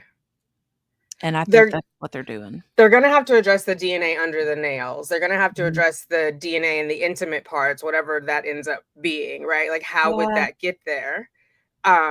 Is it transferred? Is that possible? Like, it went no, but he wasn't in the States. I don't know. That part is the part that I'm like, okay, that's pointing to guilt. But I don't know, with everything else being so murky, that I would necessarily find him guilty. But granted, I know about the Pedialyte stuff. The jury doesn't know about that. Right. So unless it ends up coming in, I don't know. I will say Gigi had said that the jury was kind of like scratching their heads a few times whenever there was some rigmarole going on with the, you know, For all the sidebars to talk about if the yeah, door was opened. and the different questions, and they were kind of a little bit like, what's going on? Because the gallery was getting, their butts were itching and they were scratching on their seats, moving around. So I don't know. Yeah, I'm sure They're they're thinking curious. something. And if you're Mhm. on the jury and the guy comes out in a jail uniform and nobody mentions it, what must be going through your mind? Mhm. Like, he's here no one's gonna talk about the handcuffs, no one's gonna talk about, like, as a Mhm. jury, as a juror, I would just be like, what is happening? Well, and I would be like, the defense made it crystal clear that not only was he charged with a crime, he was charged with 9 crimes, right? Right. But So, no mention of what they are. That would just, as a juror, I would be like, my mind would be going 90 miles an hour. mhm. Yeah. Yeah, Morgana, thank you for the reminder. I've got to scoot out of here. Tanika, I have to leave in about 15 minutes to go get an Okay. echocardiogram. Good luck. Thanks for letting me pop in. I'll go back to watching on the Absolutely. We TV. got to do this again. Yes, we I do. love it. Thank Toodles. you. Bye. Oh my God, that was so much fun. That was so much fun. Yay. You guys, I'm so sorry in the chat. I'm really bad about not being able to handle both a guest and chat. I'm not good at that. Some people are good at that and I'm not. So I'm thankful that you guys in the chat are like chit chatting with each other because that's not easy to do both things, right? It's not easy to do both things. But you guys, I really do have to go. I've got to go get ready. And I've got to go get a echocardiogram done. So, Michelle, no, go back and listen to the testimony. It's not that long. I personally need to re-listen to it myself because I feel like I missed some things, but it sounded to me like the only DNA they could conclude was on that bicycle was Zach's. That's all I know. But now they did say that there was blood evidence on that bike. They didn't just say DNA. I'm pretty sure they said that there was blood evidence on that bike. But anyway, you guys, I'm going to scoot on out of here. There will be no part 2 today. We'll be back on Monday. Well, I don't know. Maybe we'll just have a chatty chat day on Monday and then resume testimony on Tuesday. Okay. But thank you guys for joining all day today or all morning and early afternoon. And thank you again, Tanika, for coming up. Oh my God, that was so much fun. And Kathy from Gossip Rumor and Innuendo, thank you again, ma'am, for sending your friends over here. Neverly, thanks for popping over and having your folks come over as well. I appreciate you guys. Moderators, thank you. I love you all. All my friends. You guys are so awesome. Today was a good day. All right. I'm going to go get my heart echoed, whatever that means. Okay. I love you. And I'll see you back on Monday morning. Okay. Bye.